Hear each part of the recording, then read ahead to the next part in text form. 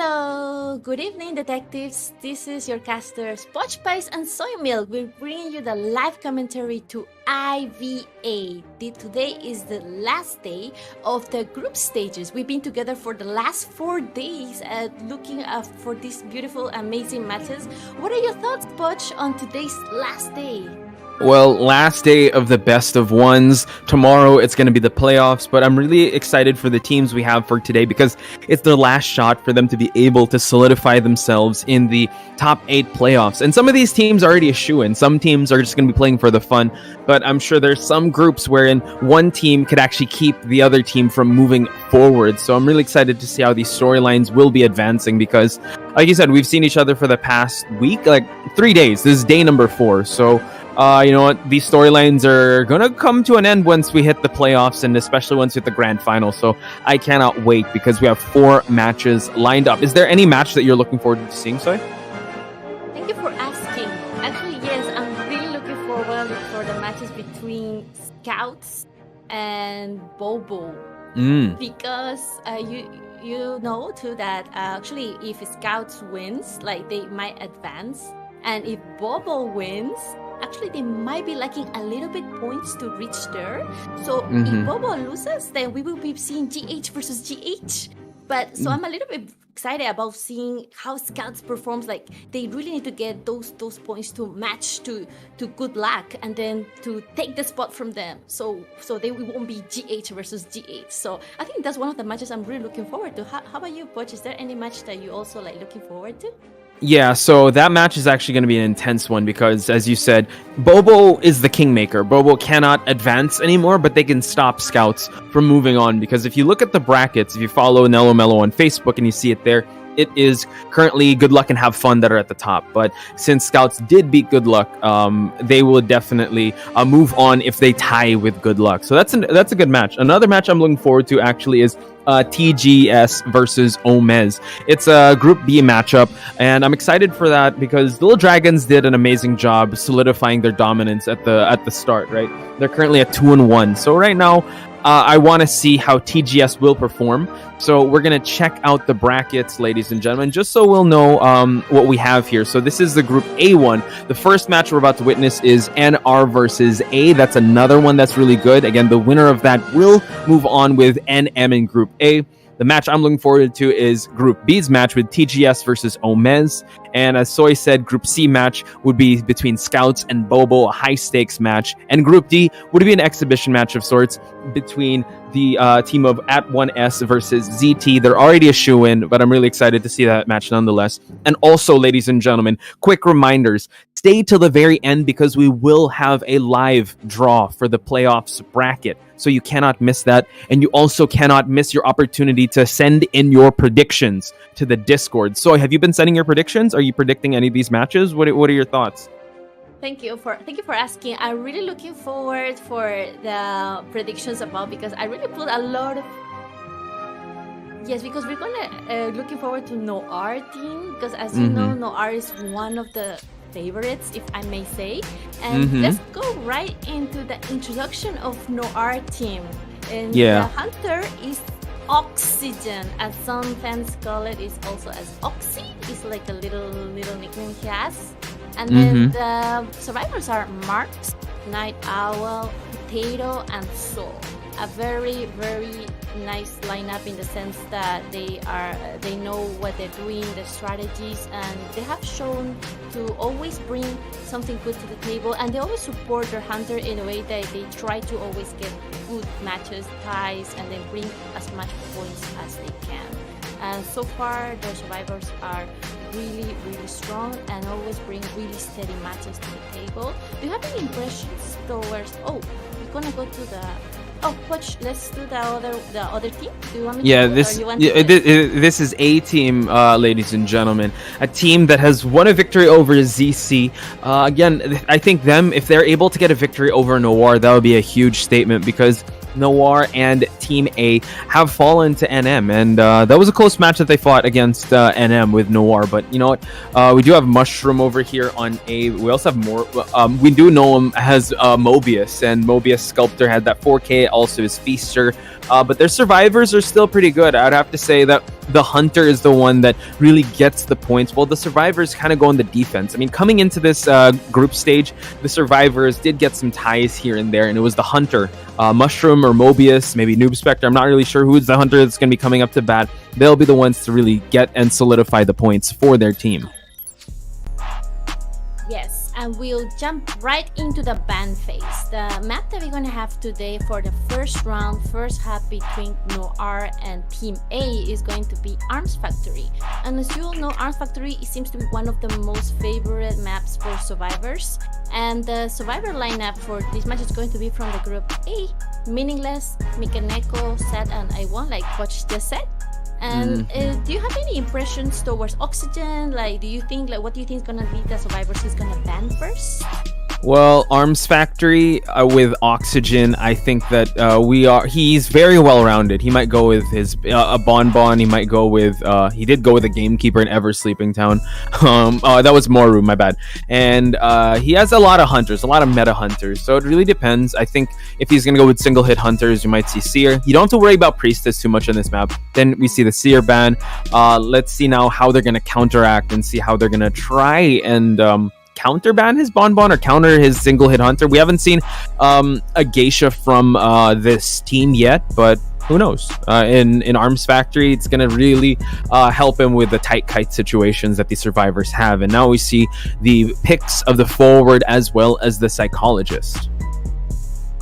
That's right. We probably know might see how much tight kites, especially if you choose a hunter that can counter tight kites. And you know the survivors now, they're using a lot of flywheel effect.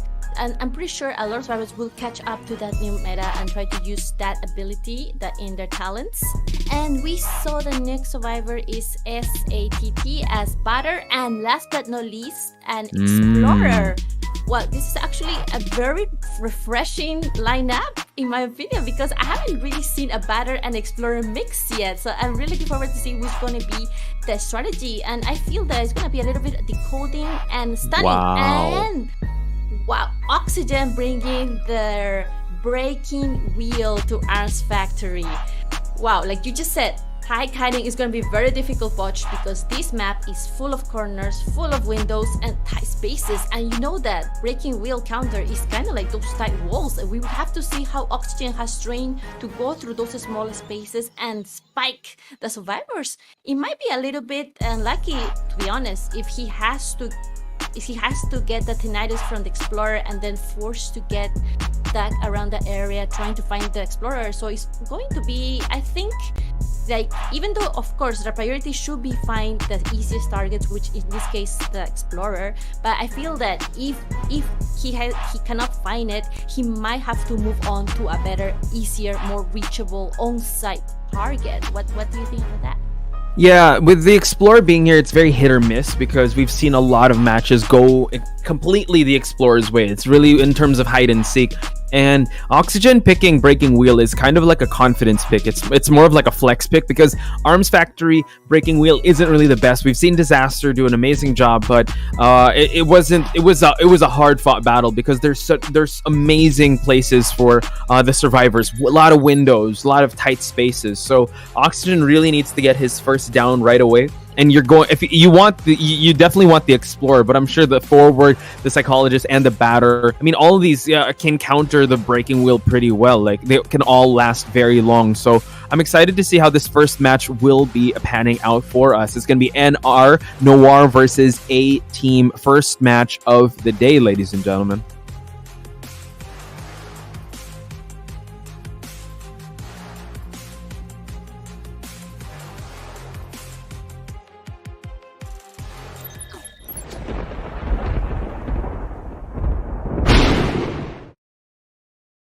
Arms Factory, Oxygen Breaking Wheel. Let's see the spawn right in the corner, heading directly to the factory. to the batter factory over here. Yeah, transitioned away from sandbags. Now, Juan being a very skilled batter, but now early spike right away. Gets, tried to go for a hit there, but nice movement. And he gets the trap. And now he's able to dodge the bat. And now he's going to go for another swing here, sidestepping Oxygen. Juan now going and trying to just moonwalk his way to the triple pallet, forcing Oxygen to get back into the wheel form. Yes, a bit of early swing from Oxygen, and now he's going to get the spike. As you saw, he got Insolence and Upward Build, which is claustrophobia. So this is actually kind of good kiting area for the batter because there's no windows. And then Oxygen is just kind of trying to get... He gets the stun from the batter immediately, and now he's going to force to make the move away from the factory. So now there's no more factory for Juan. What do you think is going to be the next strategy now? There's no factory, such an important area. Yeah, Juan has to buy as much time as possible because one hit and he's going to be falling down. No more balls for him to utilize. He picked one up there. Let's see if in the corner he'll be able to get it. No, goes for the excitement counter. And now Juan is down. First down in 1 minute. Yeah, gets the stun now, but able to drop him just in time. Meaningless, spending a good amount of that football. Well, 1/4, but still, Oxygen still considered that a victory because he was able to kind of stuff the forwards rescue there just by dropping, and now he's cleaning up the batter's resources here. The stun bought so much time, but now Meaningless has forced to go for the stun rescue and reach the chair before breaking wheel. He needs to make it before half though, and he just make a clutch rescue, taking the last effort and the last minute, and now forward is going to retreat. Cannot get any more hits because one more hit and it will be a double down, and the double down, for this lineup is going to be very, very bad. There's only two decoders at this point. Yes. And now will he just try to get the other cipher? Oh, he did try to get away from the psychology cipher, and we see there's 3 ciphers left only. I think this is looking good for the survivors, Poch. Yeah, that's the thing. The survivors now can afford to go for that Wi-Fi heal of the psychologist, but Tinnitus is propping up. Miniko in the area probably forced to go away because the forward can go for another rescue, still has some football to utilize, while the Explorer is still has 50% of that page. So it's still looking pretty even. Really depends on how he's going to stuff this rescue or if they're going to sacrifice, because it seems like the forward is moving on away. They seem to be focusing on decoding, and this is with the beauty of the breaking wheel, because just in a blink of an eye, he's already here at the shack area, forcing Sat away, and now forward has to finish that cipher.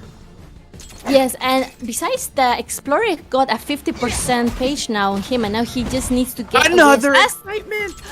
Amazing excitement, amazing containment from the Oxygen for the survivor, and can manage to get the second down. And then there's only 2 ciphers left. But you know what? This must be a rescue for A-Team, because Explorer got a 50% page. So if he doesn't get the rescue, then that 50% will be missed. So I think this rescue must be done no matter what, and it's very lucky that the forward still got half ball left. And the psychologist also finishing her cipher very soon. Now the rescue was done, and the Explorer is going to go down immediately. And now luckily the forward didn't get any spike on him. So this is going to be very dangerous if the forward gets that spike on. This is what's scary, because you said 50% on the forward, and forward is not touching any cipher. And Oxygen knows that, wants to be able to down him, forcing his football away because the excitement has already been spended. But now the forward has a clear shot. He has to wait for the cooldown to happen. But no, he's going to go for the chair, and I think Meaningless will have to go for a cipher here just to spend that 50%. But we see that Oxygen still adding pressure to the survivor here. Meaningless still has not used that 50% of that page. 1 cipher remaining, so that cipher is probably hot. It's about to pop, and Psychologist now making her presence felt here. Can't go for a hit. Yes, now it's used for the flywheel, and then blocking the way for Psychologist. He doesn't want to get that rescue done. However, Psychologist already got 1 spiking, so here the full presence might pay a good deal for her. And got the Explorer rescue, but immediate down. The machine is actually not even quite there yet. It's only 9%. So it's a lot of pressure for the forward with 3 spikes. He really needs to retreat right now and go to a faraway place, like maybe factory or very far away. And we see that Oxygen is not really trying to see I thought he would go for the forward, but immediately just changed his mind because It's he the knows factory. Yeah, it is it's a the tough factory. spot. So now Miniko one shot and he will be falling down, trying to juke here, and Oxygen in a prime position to get that 4K while the forward in the factory just removing the spikes. Oxygen will have to deal with that forward now because this is one of the strongest places to kite. This is just going to allow the psychologist to stand up, but it's still a tough spot because the forward still hasn't used that 50% page, and we saw the Cypher at the middle part of that map. It's not even close to 50%. So Meaningless now moving on away from that trap. Now this is where the windows can be felt, but Meaningless vaulted the window a little too soon. And now he's going to get the burst here. And now one hit, he will be falling down. This is going to be a very difficult spot for Meaningless to contain because this breaking wheel brought the claustrophobia, the closing window straight. So once he gets out of the window, he cannot come back.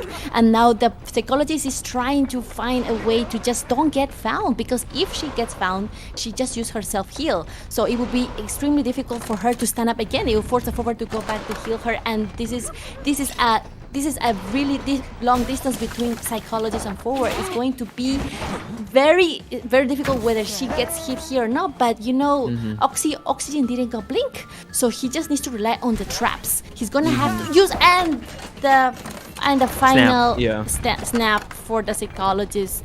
Now it's all relying, or it's all on the forward's hands, whether he can reach, he can contain longest. But I definitely think that it's going to be a little bit difficult. And try to go for the stand, but excitement comes into place, and this is going to be an all heal for Oxygen.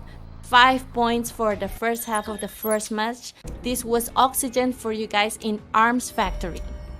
Yeah, that was an amazing performance by Oxygen, just bringing a 12-9 build. He was very confident in the way he was going to use that excitement. And with a stunner lineup like this, I feel like the excitement was utilized pretty well.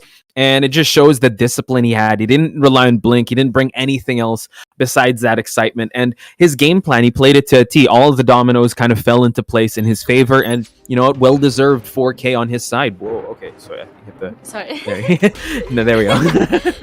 to build, to bring that 12-9 build, like you said, to a match like Arms Factory, I think it was like a gamble. Because he only relies on two things, which is no detention, no trump card, only insolence and closing confined space. Yes, confined space. So I think it was like very confident call from him. And as I saw a little bit the stats, the forward was the one containing like most of the time, which actually bought so much time for the rest of the team to calmly decode and everything. But at the same time, he also put a lot of pressure because only one forward trying to push the hunter, plus stopping the hunter from getting the survivor, the batter. So it kind of like was only two survivors alone decoding 5 machines at one point. So I think that could have brought a little bit of delay for the team to finish those machines, because we did see them struggling right near the end when they cannot get the last of the machine in the middle done. And even though with 50% pace, which is a lot already, he still cannot make it to make the last machine. So I think that was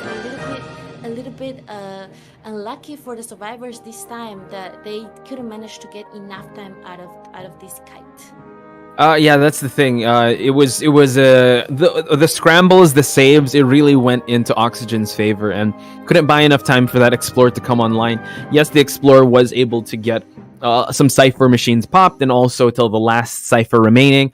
But you know what? I think the use of the excitement, especially how well it was timed out, utilizing it when the Explorer tried to go for that pallet stun, when the batter tried to go for a hit on the breaking wheel.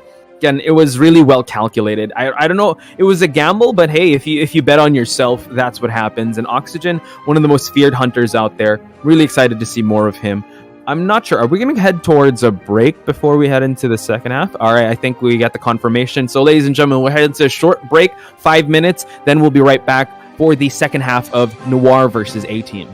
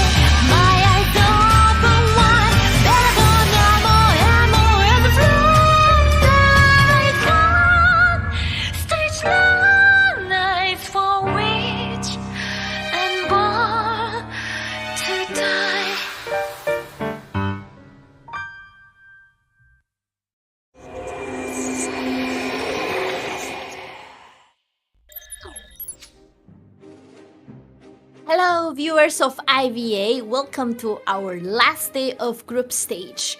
Today we just saw the match between Noir and A, and now we're gonna see the second part of the match. It's going to be Soymel and Poch Pies as your live casters, bringing you the action to this amazing match.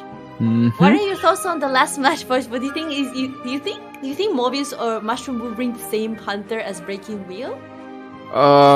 Looking at my notes, he does have other hunters that kind of excel better than the Breaking Wheel, but who are we to say, because we just saw Oxygen utilize Breaking Wheel so well in this map. So if he's as confident, yes, but we have to look at the stats. He had a 4K Feaster, he had a 4K Sculptor, so Mushroom, Mobius, whoever you are, you have a big task ahead of you if you want to be able to guarantee yourselves in the playoffs, because the bar was definitely raised with Oxygen. Not to mention, you will be going up with one of the renowned survivors in Southeast Asia in Noir. I mean, we talked about Night Owl, we talked about Marks, we talked about actually Oxygen. I'm not sure if he was the survivor at one point, but we are ready to look at the picks and bans. So let's head into it. Definitely, it's going to take a lot of effort to reach the high bench that Oxygen has just put with the last 4K. So since they both many hunters, we see already the respect ban, which is to a sculpture. That's the first time we see a sculpture today being banned. So I think it's going to be Mushroom. Luckily got other hunters like you said, such as Feaster and Breaking Wheel. And this map being such a good map for Feaster, I think almost any map is good for Feaster. I will look excited if I see a Feaster today. Anyways, we see the first ban from the hunter is the Seer ban. It's kind of like a focus ban because Noir team has a really good Seer, and then the two other survivors are going to be Night Owl with Forward, Marks with Psychologist. And for this lineup, it seems like it's going to be might be a mirror lineup to the one we just saw. And I think if it is that so, Mushroom might have to bring excitement to the table. Looking at the survivors that they did bring to the table, I don't think they have a dedicated batter. Who knows? But Soul has brought out the Forward, so I think Marks might actually play the Seer, but the Seer was banned. So Marks is usually the Seer or Patient, so they might kind of go with a more conservative lineup. Oh, they're going with a Priestess in this map. Okay, so I guess you just got to keep the Priestess out of the factory area. Maybe they're expecting, maybe a something that they need that needs distance, maybe like a Bonbon or maybe a Dream Witch or something. But we're gonna round it off with an Acrobat. So Ball is in Mushroom's court. Let's see who he will be picking, because it seems like they are going for a very well-rounded lineup. Even though the mechanic was banned, I think they just want to go for containment and support with the way they drafted the survivors. Priestess, honestly, I did not expect them to bring this out. Last time we saw Priestess in Arms Factory, I think was really Hell Ember. Oh my god. This is impressive. I am so impressed. Like, if Mushroom really decides to bring Hell Amber, because Hell Amber is a hunter that we don't often see. Wow. We don't see him at all. No, we don't see him at all. So wow. I mean, the only time I saw Hell Amber in tournament was when Afu chose it accidentally. I'm sorry to say, but that's really the only time I saw it with my own eyes. And then, like you said, this lineup, Priestess, Acrobat, Psychologist, and Forward, it is very strong. Not conventional though, because we don't really often see a Priestess in Arms Factory, but it is after all Priestess, the one and only survivor that can teleport from one side of the other in the map. It is going to be extremely dangerous if they found Priestess, because Hell Amber is a hunter that feeds up of insolence. So I'm pretty sure, since we just saw the persona that Oxygen brought before, which was insolence and confined space. Actually, Hell Amber is a hunter that is very popular with insolence as well. So wow. And he needs that insolence, but he needs does. all the insolence he can get. And this is going to be a very exciting match, guys. We're gonna about to see Noir versus A. We are facing the last match that they got all kills. So now the Hunter's coming up to try to get all those survivors and try to bring all those points because they need those points. Let's get right into Arms Factory. A Hell Ember. I can only imagine Eli's like face. Like, wow, a Hell Ember. All right. So let's head into the start. We did see that he spawned at Shack Gate and now making the rotation. Like you said, insolence is very important. If we could just see the persona, I didn't take a good look at it. But if knowing, you need that insolence, you need to gain that presence right off the bat. They did try adjusting Hell Ember. They tried to give him like a little bit more flame at the start, but it's still pretty tough. So the chase is tough unless he gets his puppets going, and you need presence for that. And it seems like he does have insolence.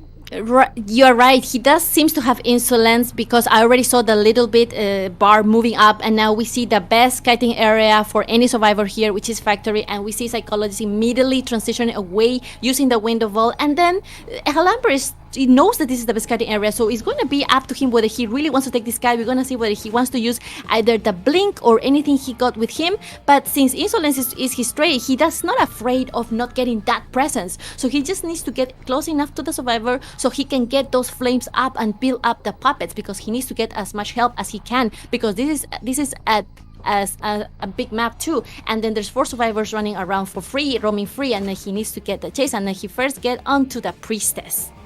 And Night Owl just looking where the red light is coming out, forcing him to move, but now the blink will be popped up. He already has his first skill, 1 puppet online, so this could actually help Mushroom up. Yeah, just waiting for that juke to happen, and now he's getting throw his puppet right there to the triple pallet area. And now Night Owl realizing that already moves on away, but a sandwich-like situation. These puppets are actually quite taxing. Now Night Owl utilizing the portal, able to escape, and now Mushroom cleaning up that portal. It seems like, yes, you will have to focus on Night Owl. 120 seconds on the clock for that blink to come back, and we see that the puppet is already harassing the other survivors. Clutch portal. I thought she wouldn't make it, but she immediately did. That was an amazing priestess hand game here. And then we see they're going back to the factory where it is actually a very good area, and then you see the pallet is already down. Then he hasn't had the blink yet, so he just needs to get used as much as he can, and then he used the fireman to go around this area. But priestess is just going away, and there is already 3 ciphers down. The dungeon has appeared right in that next to the cipher, and now it's just going all the way upwards, and then the forward is also around there. So you know the Hell Ember feeds off that presence from the survivors, feeds off that containment time. So now we see Priestess cannot make it to the portal and will get the first down. There is already only 2 machines left in the map. All the rest of survivors haven't used any of their items, so this is looking good for the survivors. Forward goes for this stun. Beautiful timing on that. Gets the rescue right away, and now can support stun again. 50 seconds left on the clock for that blink to come back online. He has another. He can throw another puppet since the other one was already taken down. While we see Soul here just hanging around this area, goes for another hit, but now it is the puppet that is chasing. We are seeing him teleport. Go for it. Yes, amazing puppet teleporting here. Tried to get the hit because of that slightly buff that he got when he transforms back. And now Princess is getting away from all the stuff in this corner. She kinda will get cornered but she portals away, and this is the magic of Priestess. She can just portal away, and now it's going to get clutch, but she immediately used a beautiful utilization of the last portal she got on hand, and then forward immediately trying to transition away, going directly to the Priestess, going to try to get the 50% ball on the Hunter. Oh, they popped the machine. Last cipher pop. The Ember Spirit is still following this Priestess, but you know what? Night Owl is doing a great job. I just think that this lineup is just, I mean, the meta has definitely changed, and you rarely see Hell Ember, and this is a good example because the survivors are so well coordinated. Soul is still in the area, and he still can go for stuns, while Night Owl is redirecting him away from the survivors that are opening up that exit gate. But Mushroom, being well aware that the exit gate is probably about to open up, Acrobat is also here. Everyone is here, and now he gets the hit on the forward, but all they need is 1 survivor out. The Priestess, the Acrobat, Psychologist, they're all out, and now it is just the forward that is left, meaning that Team Noir will be moving on to the playoffs.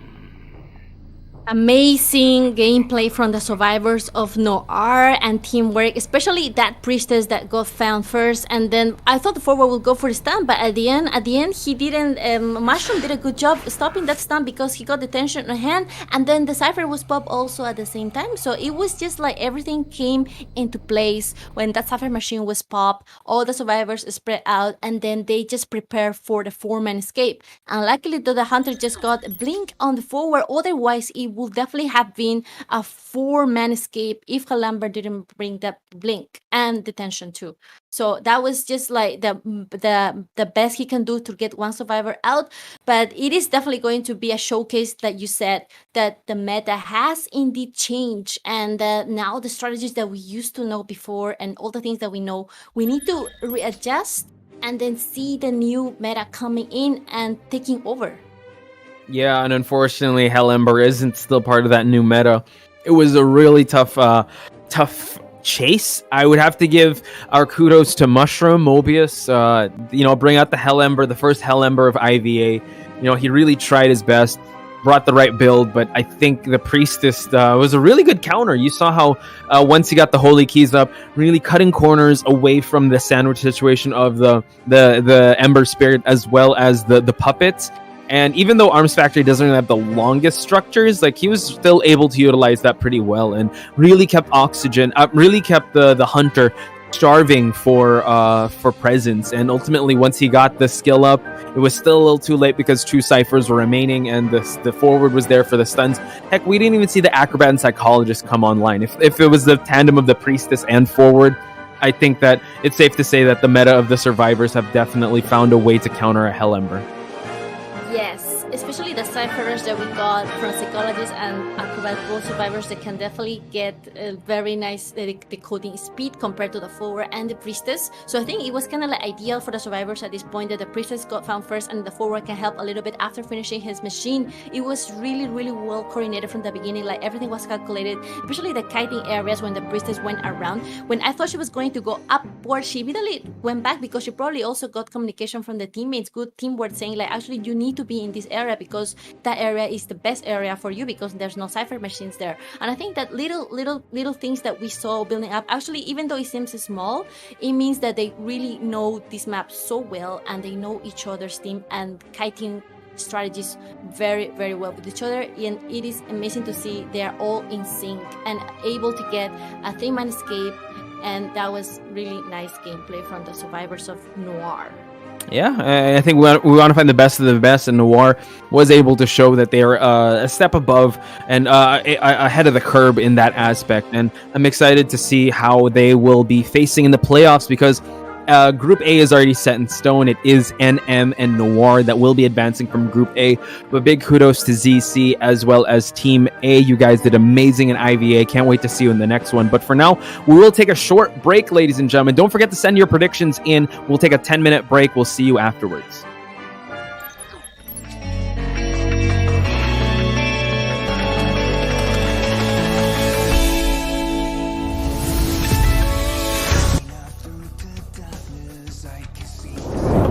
Progress, and we also have Mercenary Cypher, which was the first one that he did. We're going to see a mirror here. That's pretty irrelevant mirror. Even if you're able to get that hit, that is okay. We do see that rescue come off here. Mercenary needs to body block this as long as possible. Blink is on cooldown, mirror is on cooldown, no Tide Center. That's irrelevant because, again, you can't kill without the mirror here as the Bloody Queen. Mercenary is going to just go around here. They're going to try to take as many hits as possible. Missing that Palisade, Mercenary needs to catch up to the Priestess and be able to body block this next mirror so the survivors can find down these last Cypher teams. They have the time to do so, but that's the idea of Psychologist healing there, is that you now give yourself enough time. We're going to see a triple body block. Paging gets a drop down hit. That's not ideal here. You have to force attack recovery so you can extend that time as long as possible. Okay, waiting for him to drop down. It's the Priestess that drops down, but no, it is the Mercenary that ate that hit. One Cypher still remains. Psychologist is hot on that Cypher, and now they're forced to chair the patient. Now, way there, as Mercenary, you have to elbow pad away.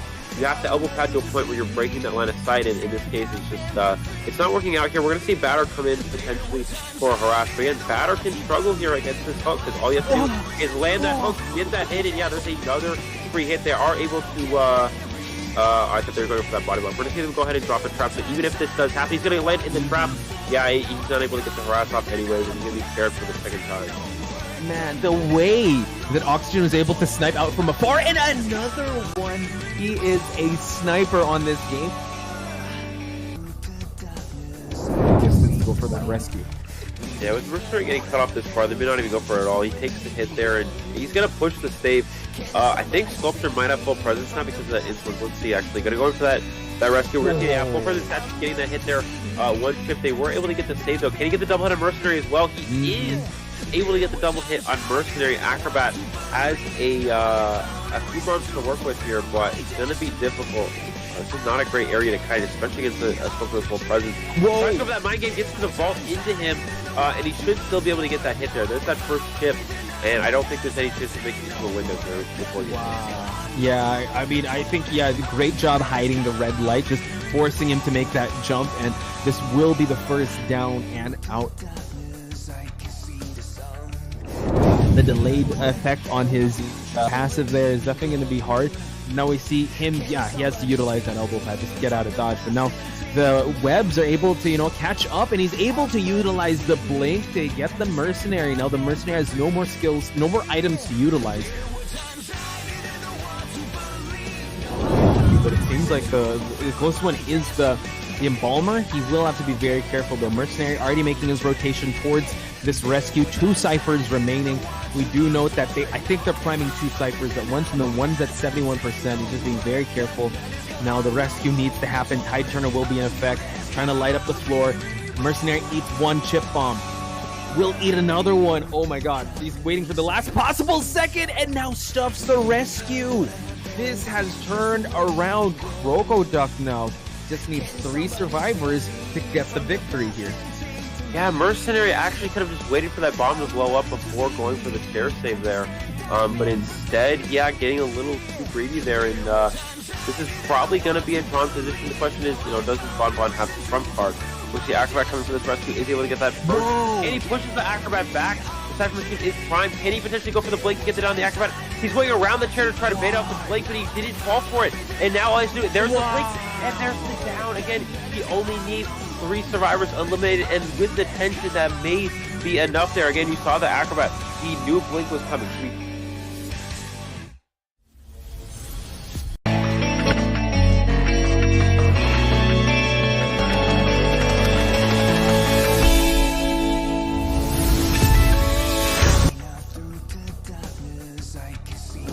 He is a very kiting heavy survivor. Like he has average of 60 seconds every time, and now Capcom going for the bomb here, able to get the last minute rescue, has to eat some of these hits. Deer, no, gets stuffed by Corone, and the pressure on the statues were building up a lot. Capcom was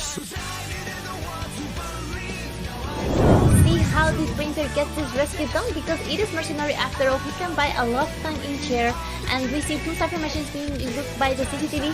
Painter is painting a painting for disaster right before the rescue. Will he able to finish it? He's going to try to avoid all this. Ooh, that's really close. I think he finished it. Excitement from Messiah. Oh god, yeah, he was trying to bait for that terror shock, but yeah, Painter was the brighter one. Wow! It is going to be a double down for the survivor side, and now the painter dies right next to the chair, and we see the forward and the embalmer automatically apply to the nearest survivor. So yeah, every time that he is done. So you have to be very beware. Yeah! He gets such a top tier play, such a top able to predict where the patient was, but yeah, he is now found and is being sprayed by wax over here, just throwing the character an immediate hit onto the patient, and of course, follow up by a normal hit. Patient is immediately down. Right. Wow. Going for that cipher, that run has been decoding. I think they're gonna, force heal. No. There is going to be excitement coming into place to no one will fight to get this person. Last minute stun! Incredible, yeah. Incredible stun coming from that forward. And the sniper was just has been popped. all the survivors are scattered away. Yeah, that's nice. detention. Yeah. That can rescue and can give that support of a rebound kite since he does have the tide turner. Now we see that the portal was placed. Has to be careful and not to get double hit here with a flame snipe. Watch out, able to get the hit and gets the terror shot. Disaster. Live.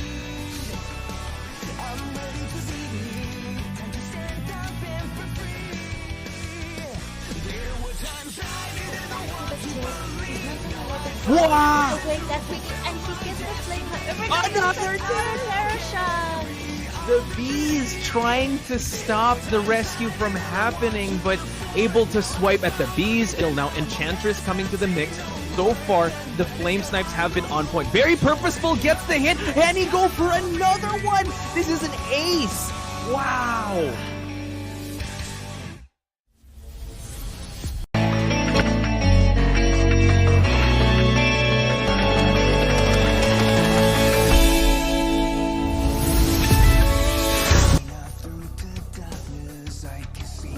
A little bit longer. Wow. Get utilized here from Spy. He's trying to scare that down. Elbow pad to try to body block in time, and he does not get the body block. Mercenary looks like just pushing towards the dungeon. It's open. Yeah, the gate is open. He's gonna mirror. Oh, Holy key, yeah. Freezes with it. There's the holy key. Can he get one time? He gets the hit just in time. What a perfectly timed mirror. A little bit late there, it looks like, and he's going to be a mistime. He's going to look at that first trip here, though. We should maybe see Zero come down, drops 3 bombs, gets the hit, and gets the down. And so that's going to be kind of an issue here. As we see that first hit on the barmaid here. Can he get a second one? And he does, and he gets another instant. And probably knows that Sky is back there, already forcing him to utilize the elbow pad, and now the terror shock, Eli. Neru has one book available to utilize, and now constantly always looking behind him. Will he be able to utilize it just in time? He does, and now you just see like they are chasing each other. It's kind of funny how you see the hunter running away from the survivor and unable to crouch again, allowing John Oling to have a head start in actually rotating away. They already popped the Cypher, Eli, so now this is they're really pushing for the tie here, but can the Novelist kite long enough for him to be able to rotate towards that dungeon area? Yeah, the problem is he does have Blink available, so he should be able to just go for a Blink unless the gate is already open. Wow. It's already open. He goes for the Blink, but he avoids the hit, and he gets The Postman not yet getting any hit. He just got only 1 bomb there, but he still managed to get away and drag the hunter as far as he can from the Cypher machines. BoBo is going to get the hit here now. Yeah, I mean he can, but that's the thing. He doesn't bring Blink. He no range stun from the forward, allowing the Postman to make the rotation. So very, very beautiful there. He's gonna go for another stun. Amazing. That's more than half the ball gone there, but it's worth it because Postman is at 75% damage. He's trying to go for the pallet stun again. Good morning, good afternoon, or good evening, wherever you are. Welcome to our last day group stage of IVA. We just saw an amazing match, and then between Noir and A. And now today we're gonna see the second match, which is going to be between T-Gans and OmeZ. This is your caster, Soy Milk and Watch Pies. Yeah, and just want to say what's up to everyone in the chat as well. Shout out to Chantel, Lacrimosa. They say their apples have been thriving, and I think they're the new seers and fortune tellers of this, because I think I don't know if the rankings were out. I know NTT, shout out to you. I know you're listening. You're one of the top holders of prediction points. So we will look at the standings. Are the standings ready, I believe? Because we did just see a match that did just happen, and it is Team NM and NR to make their spot in the playoff stage. So here we have it, ladies and gentlemen. Group A has already finished up. Shoutouts to Team A as well as ZC. They fought very well. However, it is NM and NR that will be moving on in Group A. Now we're going to go to Group B matches. Little Dragons have already secured their spot. Now it is a battle between TGS, T-Gangs versus Team OmeZ. Yes, we're gonna see the match between two amazing hunters. One of them is going to be the hunter Frost from T-Gangs, and then the survivor lineup is Coffee, Code Full Rabble, Mayu, and the Ichi. And I really have a good impression from the hunter, Ospine and Frost. I think they have two hunters. And this time we're going to see Frost coming out to play. As in before, we really didn't get to see much because they only played one time. So I'm really looking forward to see what they're going to bring today. And then, Josh, you want to do the next team? Yeah, this is OmeZ, ladies and gentlemen, with Presslove, Off-White, Wolves Prab, and JH with Disaster. Disaster having a lot of highlights. If you guys haven't seen, I think it was day number 2, go back and watch his Axe Boy in Ever Sleeping Town. It was Terror Shock City with how well he was able to stuff all of the rescues. I think there were still like 3 or 4 ciphers remaining. So Disaster is definitely one of the more aggressive hunters, and I'm excited to see because you know what, this could be a match of 2 sides here, either hunter sided or survivor sided. And like you said, both these hunters have been getting the points for the survivors. Honestly, I haven't seen much of Frost, so I'm excited to see more of Frost. We are going to see Ever Sleeping Town because most of the data we have from T-Gangs is actually from Ospine. Yes, you're right. The data we have is from the other hunter, but that doesn't matter because today we're going to see Frost coming into play, and then Frost, I'm sure, is going to be also a very top hunter, and as all the hunters that we've seen in today's matches, and all the hunters from here are very well trained, and we see already the respect band for Bloody Queen. So Frost, now we will know Frost actually is main Bloody Queen as well, and he also has a focus band on the Priestess side from OmeZ. Now we will have to see, since Priestess has been already banned, the other survivors lineup, they need to prepare to bring us survivors that can also counter and then any hunter in Ever Sleeping Town, because we really don't know what Frost will bring to the table. And we see the second pick is going to be Mercenary. It is really important to bring a rescuer such as Mercenary, because especially that meta right now that we see the aggressiveness of the hunters, that they bring insolence, so we just saw before, and then they bring the blink. They really want to get as much time as they can from the survivors. And the second ban is going to be Forward, which it really is going to be also a focus ban, I think, because the OmeZ team also has a very nice Forward. And then last, the third survivor lineup is going to come in, is going to be the entomologist from Off-White. I'm really looking forward to see. And last but not least, Presslove with Novelist. Wow, very mixed lineup, very refreshing to see these 4 survivors coming into play. And the hunter that's gonna come out is going to be Sculpture. Any idea of what is going to be the strategy for these survivors to counter Sculpture's Frost in Ever Sleeping? Honestly, it looks like a very well, again, it's kind of a lineup like previously. Like it's very containment heavy, and a lot of it really relies on good communication, excellent rotation. Since the Priestess was banned, the Forward was banned as well. You do have some stuns with, I mean, you could try to stun with the bees, or you could try to just stop the hunter. You can also go for that Book of the Novelist. We haven't seen, well, in the previous day, there wasn't that much successful novelists, so maybe Presslove will be one of the successful novelists. But something to note here, so we don't have a patient. So, you know what, the curse is the curse finally lifted? This could do really well for the survivors. It could be a make or break. Since I don't know if this is actually Ozapine, because Ozapine has only brought in Sculptor. So if it's not Ozapine, Frost coming into the mix also is, I mean, they probably are, you know what, hunter duos together, because his Galatea is very strong.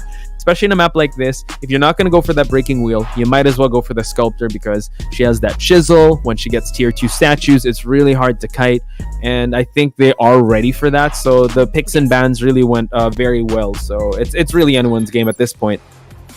Yes, it's going to be very important. There's only one tide from the Mercenary, and so they have to get the Mercenary get rescued. So if they're finding him first, it's going to be a little bit difficult. But we will see who gets kite first, and then let's get right into Ever Sleeping Town. Now we see this spawn is right very close to the tram. It is a bit dangerous, this spawn, because it's right in the middle of the map, and you see all the survivors already moving around, putting that pressure, and the build is going to be close windows. Top down. Yes, top down, and the tension. Sculpture with the tension wants to play safe. Let's see who he finds first in this big map. Seems like it's going to be GH that is in the area, the novelist. So already see the blood marks here. And now he's going to try to cut off his route, forcing him to break this pallet and just still rotating around. We do see that the bees are already in place to try and support the novelist to make his way to that corner house. But note that Off-White is also there. So Off-White might have to rotate away. We'll try to push the sculptor away and try to buy some time for him to go to that second story, while Off-White still tries to focus on decoding. He turned left, so he's going to play the drop-down game. Now Frost is still on hot pursuit of GH. Not much use of the terrain here. No pallets to utilize, but now able to get his book online, or now he's trying to look at the hunter. That's why the hunter's looking away. You cannot go face to face with a novelist. He will record you. Yes, the recording was almost done, but then the hit makes the novelist move away, and he's still kiting on that tram area, waiting for the tram to do his job. We'll see what the tram decides, but no, the hunter is just moving away and still trying to avoid the direct side, but the ciphers are still doing well. Everyone is doing machine halfway. Wow. The decoding process He already got he already utilized the skill and now moving on away. But then you see that he was able to still provide a little bit of distance. I think he was focusing on if he's able to try and go for that tram. Now getting the owl support here. 4 ciphers still remain. Frost will have to wait for this owl to expire. He's trying to chip it away. Can he get behind this pallet in time? No. Frost able to get the drop down hit. And now we see able to get the regular hit, and now Frost has a chair ready for him to use. Yes, amazing chip and avoid the seer owl, and they could buy enough time for him. Like, he literally directly cut, and then we see the mercenary already going for that rescue. While there's already still 4 machines left, so that guy was actually a very, very good guy from the novelist. However, though, it is a sculpture in a map with all full of status, so we're gonna have to see how does the mercenary will have to get no injury for this rescue. He needs to get those mind games. The beast come for support, and he still is playing those mind games. He managed to get 2 hits. It's gonna be 1 down for the mercenary, and the novelist needs to try to buy some time extra, and he gets the book done. The book has been written, and now the hunter is going the opposite side. Now the novelist is just going to have to avoid this status and try to not get that hit. Mercenary coming in with the body block. Mercenary come down. Amazing body block from the mercenary. But now we see the machines. Only 3 machines left remaining. Poch, what's your thoughts on the strategy from the survivors?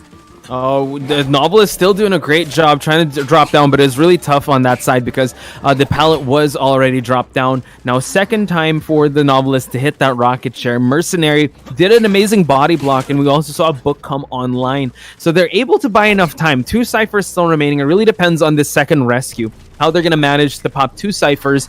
2 survivors are the only ones remaining. While we see the mercenary just goes for an immediate self-heal. And he has to be very careful. If he gets hit again, he will be staying down. And he will go for a hit. Able to utilize the elbow pad to get the second rescue. So allowing the other 2 survivors just to focus on decoding. So the novelist really needs to contain this hunter very well, because this mercenary can't go for any more body blocks. Yes, and Hunter cannot get written another book because he definitely needs to get the last survivor, which is the novelist, as fast as he can, and he finally gets that. No, he goes for the drop down. Yeah, that's why playing the mind games here. So Frost losing sight of the novelist here. The novelist still waiting at second floor, just buying enough time, waiting. And now it seems like he's actually just gonna go for cheering this mercenary. So depending on the survivor builds, I did not see who else has Tide Turner, but it seems like it is the entomologist that will be going for the rescue here. Yes, you say the Tide Turner was utilized, but don't worry, because entomologist is full health. Even though she doesn't have any beasts left, she can still get those rescue done, because the mercenary can buy a lot of time, and another book comes in and the hit, but the machine is popped, and they pop the cipher while the writer goes right into the tram area. He's still hoping for the tram to come to help. However, though, all the survivors are rushing to that, and another books get written. Poch, it is the 3rd book. from the novelist on the hunter, and this is definitely going to buy so much time because the hunter needs to get at least one survivor out of this map. Yeah, tries to go for a hit, but not through the window. So Novelist doing a great job. Now Teleport is online. I think the Novelist, Frost just has to get this Novelist down. I don't see the dungeon anywhere near. He is already, the dungeon is across. And now the Novelist will be falling down already. And it seems like this will be a 3-man escape on the side of the survivors here. So OmeZ doing a great job. Novelist and Mercenary in particular, since those were the only 2 survivors we did see. Frost did an amazing job trying to contain, but I think the survivors really prepared for the Sculptor matchup here. Yes, amazing containment time, 174 seconds from the Novelist and 4 books written.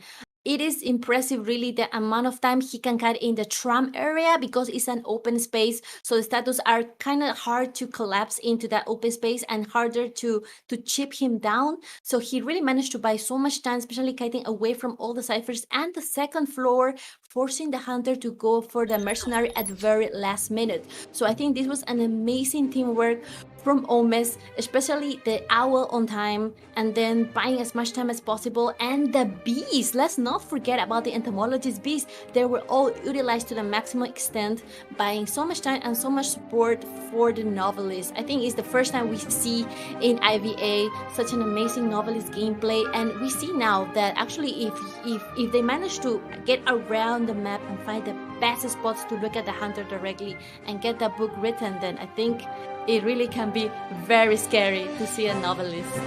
Yeah, honestly, I think Eli brought it up too. I think the hunters just have to figure it out because Eli did mention a way for you to counter is before you finish the form, when the hunter switches forms to the survivor, you crouch down, so it's going to take some time for you to pop back up. So once that was actually, I think one of the hunters figured that out when I was casting with Eli.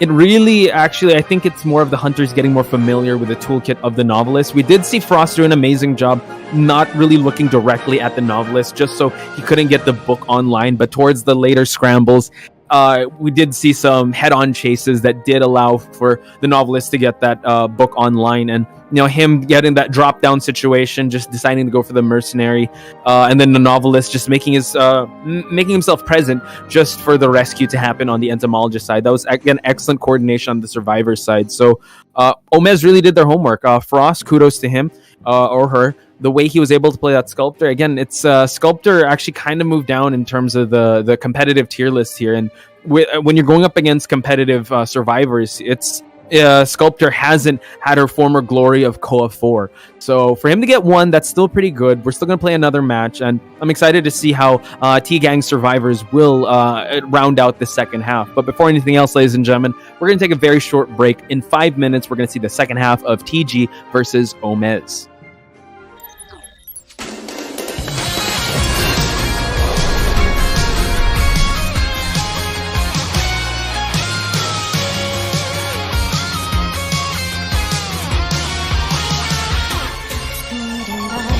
Speeding lights,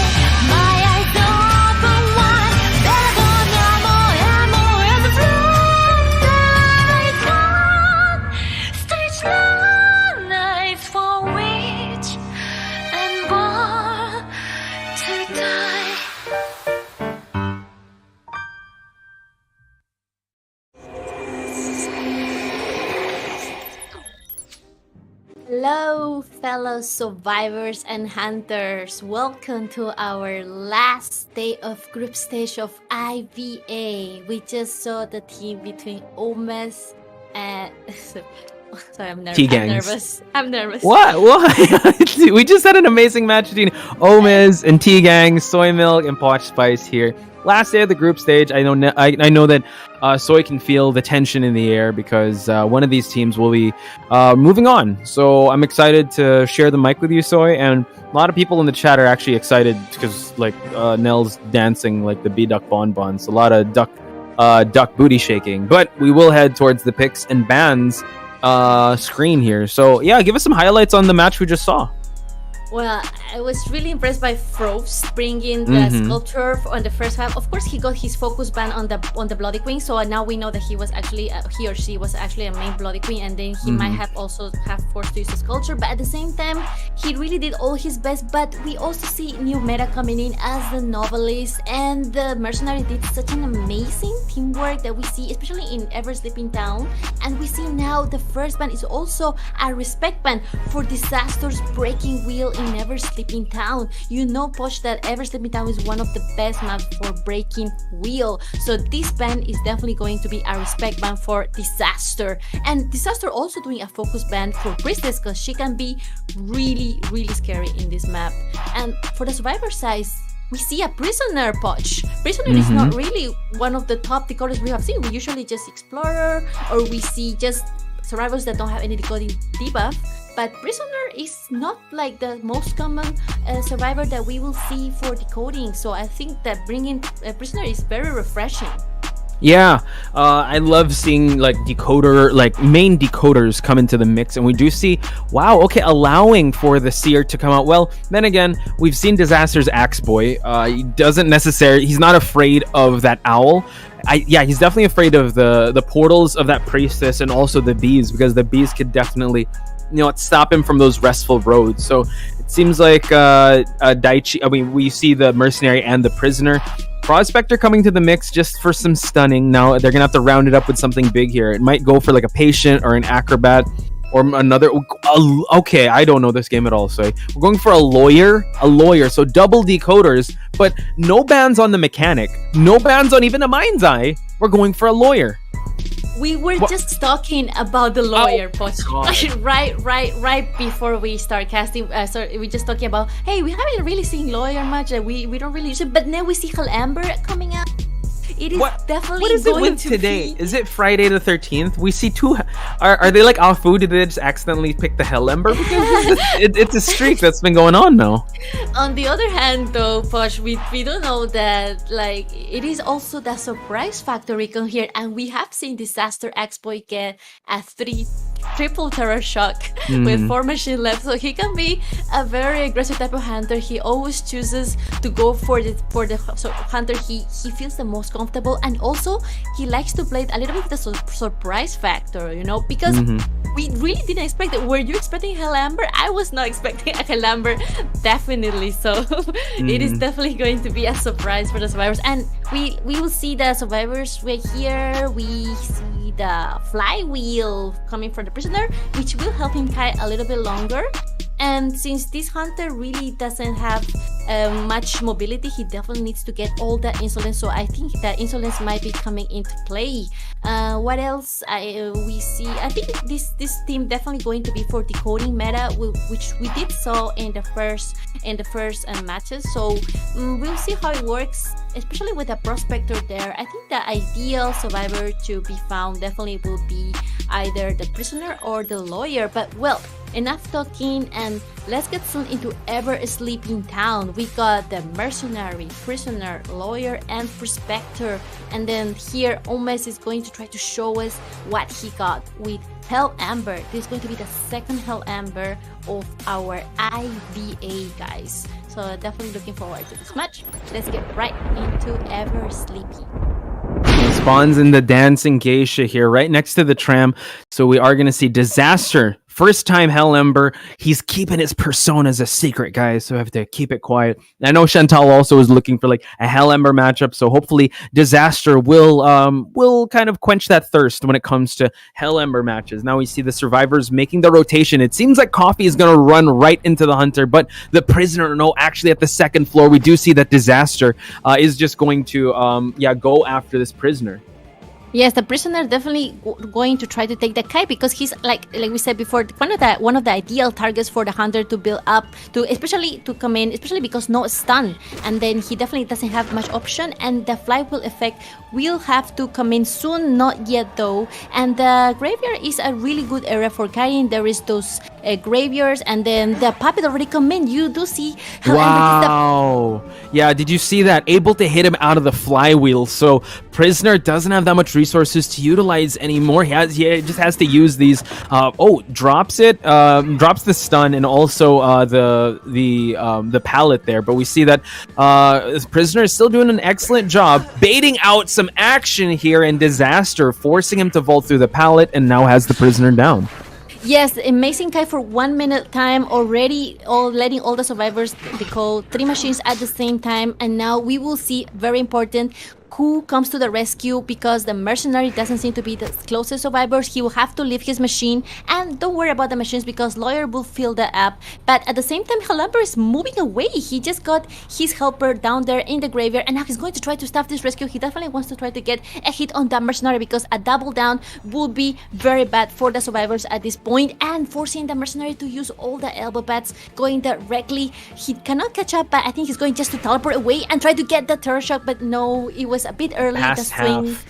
No, the thing is, he was waiting for him to go past half, and yeah, Daichi tried going for that rescue in time, but needed to force another elbow pad, but he teleported right in front of this Prisoner. Now Daichi has the rescue at 99, which is buying some time, but all these survivors have to get at least 3 out. So now he has an Ember Spirit here just to force a double hit. Daichi has to be very careful, has to eat that first hit. Terror Shock King, is he going to get another one? Can he stop this rescue from happening? About to be a 99 rescue. No, just goes for the Prisoner, goes for the last effort. And now the mercenary has to go unscathed here while we see the Prisoner just try to make these connections happen.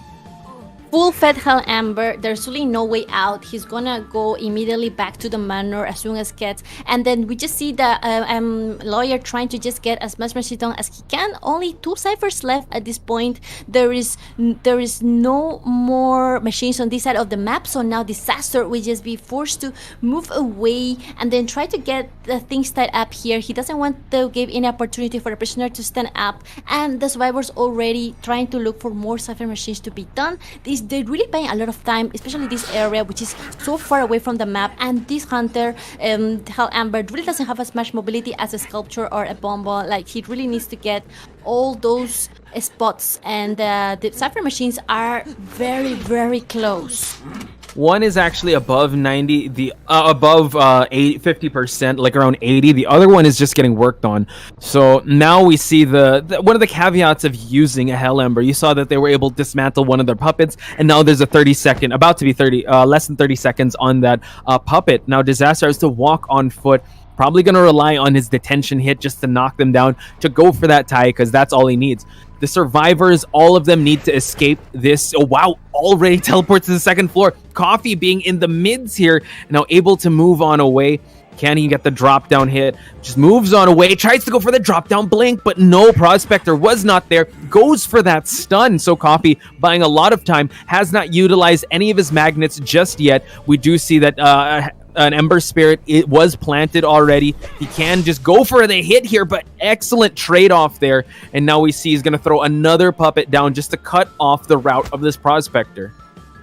Yes, it seems like the Prospector is trying to batch as much time as possible, but as you know, the Hell Ember feeds up on those stuns. The more stuns he gets, the more fire he gets, the more anger he gets, so he can get even more helpers around the map. And now he knows the Cypher is about to pop, but he really cannot do much because he only brought Blink, and then no Trump card in here, and now he's just going to try to stuff this Cypher and stop it from popping. It is going to be very, very dangerous for the survivor. He cannot get Third Shock, but it is the Lawyer Poch. You know, Lawyer is the only survivor that cannot get third shock. So he immediately forced the lawyer out of the second floor using that hole. Not sure whether this was calculated or not, but now he got what he wanted. He got the lawyer out of the last cipher machine. Yeah, and already planting something on the second floor, and now baiting someone to come in, and it is the mercenary. Now drops another Ember Spirit, tries to go for another hit. He is guarding 2 ciphers at the same time. Drops the pallet here, and now the mercenary is the one containing. While at corner house, you see that the prospector is trying to focus on finishing that last, well, potentially that sub cipher, that second to the last cipher, because the one on second floor middle is definitely moving. We do see that he teleported already, forcing the prospector away from the cipher. Drops another Ember Spirit here, and we see that he still has some magnets to utilize. Yes, and it seems like he's going just to go for the stun, but cannot reach on time. And there is still one machine that is about to be popped, but I think they want to get just for this rescue to get more safe. Like, if they pop it right there, it might have been a little bit difficult because it is going to be most likely a detention Hell Ember, and that could be deadly for the prospector. And the most sturdy survivor is right here, camping the cipher machine. Even though he gets the hit, he can still take 2 more and then get teleport. They touch the puppet, so I think he's unable to teleport at the moment, because that's actually one of the weakness of Hell Ember. When you touch that puppet, after 3 seconds, you really cannot teleport right immediately. You need to wait for a little bit unless they finish destroying it, and I think that's what they have done, because there's no more puppet around the prospector area. We do have prospector priming the last machine, one of the fastest survivors decoders right now besides the lawyer, and this is a very difficult area for the Hell Ember, because again, there's no more puppets left. But what he's gonna have to do, he's definitely going to try to utilize as much Ember Flame as he can to staff this prospector. Yeah, we see that the prospector is going to just force him to chase here at corner house, while we know that over there at the second story building that they're doing some cleanup when it comes to the puppets. The cipher has already been primed, so now we see that Mayu and as well as Daichi are trying to open up the gates, but detention hit will actually down another survivor, and Disaster just needs one more. He just needs one more survivor out of this game to just go for that tie, and now he has 2 right in front of him. Now just goes for another overextension here. It seems like he's catching the prospector off guard, but the prospector having these magnets could be a tough chase. Does have blink. He has missed his blink hit, but no, that one connects, and the prospector will see the rocket share once again. Yes, and although we see the dungeon right there, but no, I don't think they cannot get it, because there's already a lawyer opening the gate, and at the same time, the mercenary, it most likely will also will like to escape through the gate other than the dungeon, because it is definitely going to be a tie for Disaster, and he did amazing. He's getting all those points, especially as a Hell Ember that we don't really often see in tournament, and he definitely did a great job bringing all insolence and detention together. Very bold for him for not bringing a trump card and just blink. Amazing showcase of Hell Ember from Disaster. Yeah, we're seeing the rise, the level up of the Hell Ember. Just got 1 survivor down, now going for the tie. Beautiful performance, right? He was very active. He was very proactive. He really utilized Hell Ember's strengths. You saw how he was just planting puppets, really forcing them out of ciphers and constantly moving. And we did see some empty blinks here and there, empty blink hits, but it paid off in the end. I think he knew that his victory condition there was just to go for the tie, and that's what he got. So OmeZ will be moving on for Group B. Yes, indeed. Congratulations, OmeZ, for moving on. Amazing performance. But of course, I have to give kudos to the Hunter of T-Cans. They really did a great job. It was really nice. And I've seen that he can also get some points for his team. However, though, this is really definitely a game that where the Hunter really puts a lot of effort, has to put a lot of effort. And we saw that in OmeZ bringing a bold choice, the Hell Ember. And it was really nice to see how he can get the map containment and the puppets. Of course, even though the survivors at one point destroy all the puppets, he still managed to come back and plant some more. You restored this one. Don't worry, I get more flame from you. And even using the stun to his advantage, the more stuns he gets, the more power he gets. So this is a very well played Hell Ember gameplay. Really happy to bring you this match to you guys and enjoy together. IVA last day. Yeah, and also shout outs to T-Gang survivors. I mean, they just to T-Gang's in general, you know what Filipino teams represent. I'm excited to see also the next match because we'll have another PH team in Scouts. But we do want to give our shout outs also to PD and T-Gangs and Group B. They did very well and can't wait to see them in more tournaments. And, you know, shout outs to everyone also watching because we have like 161 and strong watching right now. I think everyone is kind of nervous with the results, and just send your love and support to all your favorite teams out there, and also send in your predictions. Also, another heads up is that you have to stay until the end because we will have a draw of the brackets for this weekend. So we will have a live drawing. We won't have a fishbowl. I think NTT has a shoebox, maybe. I'm not sure how he's going to do it. But yeah, just stay till the very end. We have 2 more matches left. We have the match of Group C. It is going to be Team BoBo versus SCT, and the 4th and final match of the day, it's going to be At1S versus ZT. So stay tuned for those, ladies and gentlemen. I believe we're going to take a short break. Yeah, we're going to take a very short break. Please don't go anywhere. More of IVA when we come back.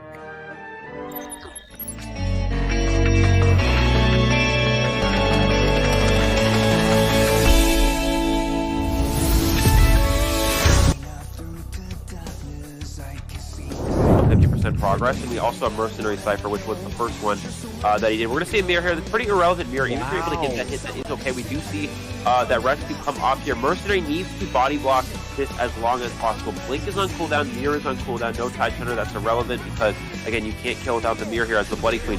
Mercenary is going to just go around here. They're going to try to take as many hits as possible. Missing that Palace, and Mercenary needs to catch up to the Priestess and be able to body block this next mirror so the Starvers can find on these last Cypher teams. They have the time to do so, but that's the idea of psychologist healing there, is that you now give yourself enough time. We're going to see a triple body block. Patient gets a drop that hit. That's not ideal here. You have to force attack recovery so you can extend that time as long as possible. Okay, waiting for him to drop down. It's the Priestess that drops down, but no, it is the Mercenary that ate that hit. One Cypher still remains. Psychologist is hot on that Cypher, and now they're forced to chair the Patient. Now, way there, as Mercenary, you have to elbow pad away. You have to elbow pad to a point where you're breaking that line of sight, and in this case, it's just, it's not working out here. We're going to see Batter come in potentially for a harass, but again, Batter can struggle here against this hook, because all you have to do is land that hook, get that hit, and yeah, there's another free hit. They are able to, I thought they were going for that body block. We're going to see them go ahead and drop a trap, so even if this does happen, he's going to land in the trap. Yeah, he's not able to get the harass off anyway, but he's going to be scared for the second time. Man, the way that Oxygen was able to snipe out from afar, and another one. He is a sniper on this game. Let's go for that rescue. Yeah, with Mercenary getting cut off this far, they may not even go for it at all. He takes the hit there, and he's going to push the save. I think Sculptor might have full presence now because of that insolence. Let's see, actually. Going to go in for that rescue. We're going to see, yeah, full presence actually getting that hit there. One chip. They were able to get the save, though. Can he get the double hit on Mercenary as well? He is able to get the double hit on Mercenary. Acrobat has a few bumps to work with here, but it's going to be difficult. This is not a great area to kite, especially against a Sculptor with full presence. Pressure of that Mind Game gets to the vault into him, and he should still be able to get that hit there. There's that first chip, and I don't think there's any chance of making it to a window there before you. Wow. Yeah, I mean, I think, yeah, great job hiding the red light, just forcing him to make that jump, and this will be the first down and out. The delayed effect on his passive there is definitely going to be hard. Now we see him, yeah, he has to utilize that elbow pad just to get out of dodge, but now the webs are able to, you know, catch up, and he's able to utilize the blink to get the Mercenary. Now the Mercenary has no more skills, no more items to utilize. But it seems like the closest one is the Embalmer. He will have to be very careful. The Mercenary already making his rotation towards this rescue. 2 Cyphers remaining. We do note that I think they're priming 2 Cyphers at once, and the one's at 71%. He's just being very careful. Now the rescue needs to happen. Tide Turner will be in effect, trying to light up the floor. Mercenary eats 1 chip bomb. Will eat another one. Oh my god. He's waiting for the last possible second, and now stuffs the rescue. This has turned around. Crocoduck now just needs 3 survivors to get the victory here. Yeah, Mercenary actually could have just waited for that bomb to blow up before going for the chair save there. But instead, yeah, getting a little too greedy there, and this is probably going to be a drawn position. The question is, you know, does this Bonbon have the trump card? We'll see Acrobat coming for this rescue, is able to get that first, and he pushes the Acrobat back. The Cypher Machine is primed. Can he potentially go for the blink to get it on the Acrobat? He's going around the chair to try to bait off the blink, but he didn't fall for it. And now all he's doing, there's the blink, and there's the down. Again, he only needs 3 survivors eliminated, and with the tension, that may be enough there. Again, you saw the Acrobat. He knew blink was coming.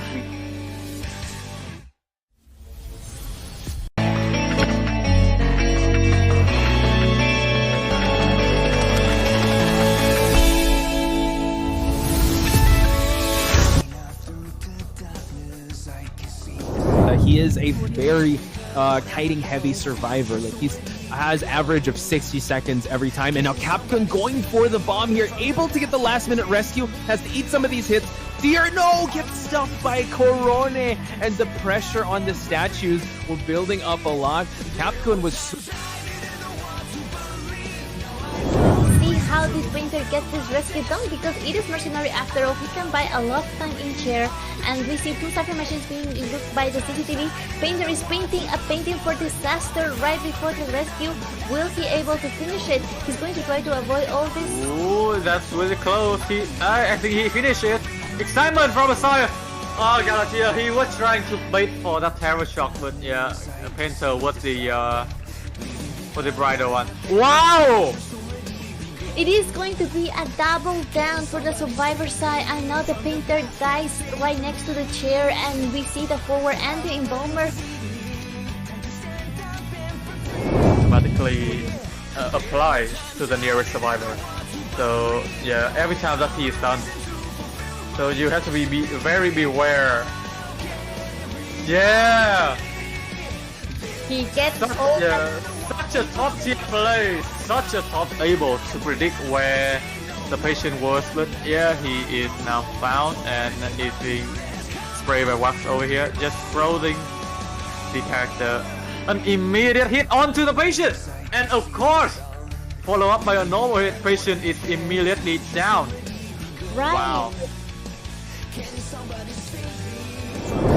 Going for that cipher, that run has been decoding. I think they're gonna, force heal. No. There is going to be excitement coming into place to no one will fight to get this present. Last minute stun.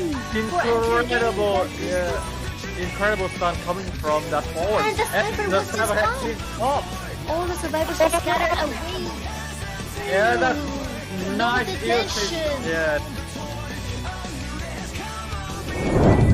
That can rescue and can give that support of a rebound kite, since he does have the tide turner. Now we see that the portal was placed. Has to be careful and not to get double hit here with a flame snipe. Watch out, able to get the hit and gets the terror shock. Disaster. Live.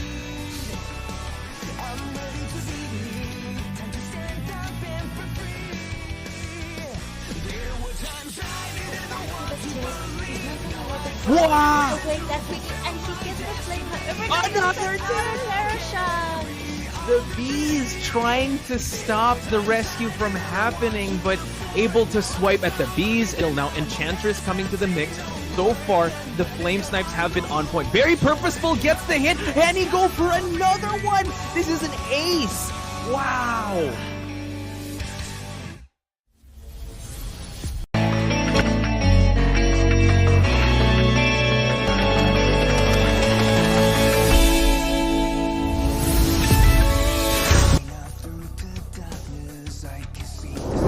Longer. Wow. Get utilized here from Spy. He's really trying to scare that down. Elbow pad to try to body block in time, and he does not hit the body block. Mercenary looks like this pushing towards the dungeon. It's open.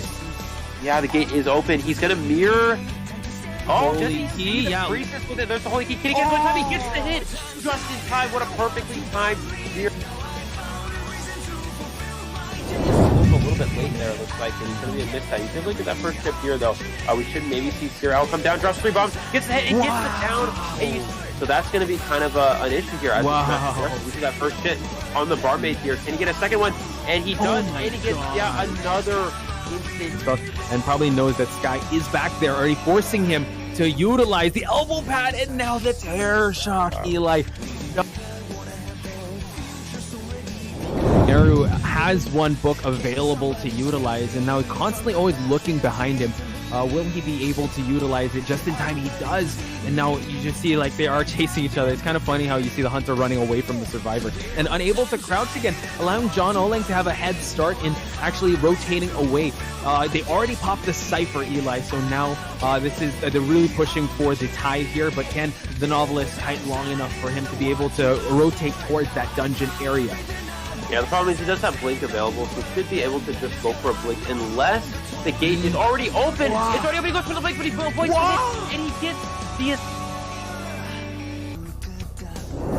The Postman not yet getting any hit. He just got only one bomb there, but he still managed to get away and drag the hunter as far as he can from the cypher machines. BoBo is going to get the hit here now. Yeah, I mean, he can, but that's the thing, he doesn't bring blink. He already stunned from the forward, allowing the Postman to make the rotation. So very, very beautiful there. He's gonna go for another stun! Amazing! That's more than half the ball gone there, but it's worth it because Postman is at 75% damage. He's trying to go for the pallet stun again. Hello, fellow detectives and hunters. How are you? Survivors as well. So today we're going to see the third match between BoBo and Scouts. It's going to be a decisive match, Poch, because this is going to be so exciting because it's going to be between those two teams who are very, very close in points. And actually, BoBo will need to get a little bit more points to win the Scouts. Otherwise, we will see GH going against GH kind of situation. So I think you could explain this a little bit better than I do. Yeah, so what Soy is saying is that BoBo technically has no wins just yet, but they need to win a 10-0 for them to be able to. Actually, if they're able to win, it's still a 1-2, so good luck is still gonna move on. So it's BoBo is basically the kingmaker here. If BoBo wins, Scouts doesn't advance. If Scouts wins, they get to advance. So honestly, Scouts have everything to gain, and BoBo has nothing to lose here. So it's the stakes could not be higher for Scouts, and I'm pretty sure GL Good Luck is also watching very closely because this match would determine if they'll be moving on. So I think the updated brackets are ready for us to update you on who are the teams that are advancing in the top 8. Soy, run us through it. Yes, so far we see the teams that are already at the top, which is the team NMNM Noir from Group A.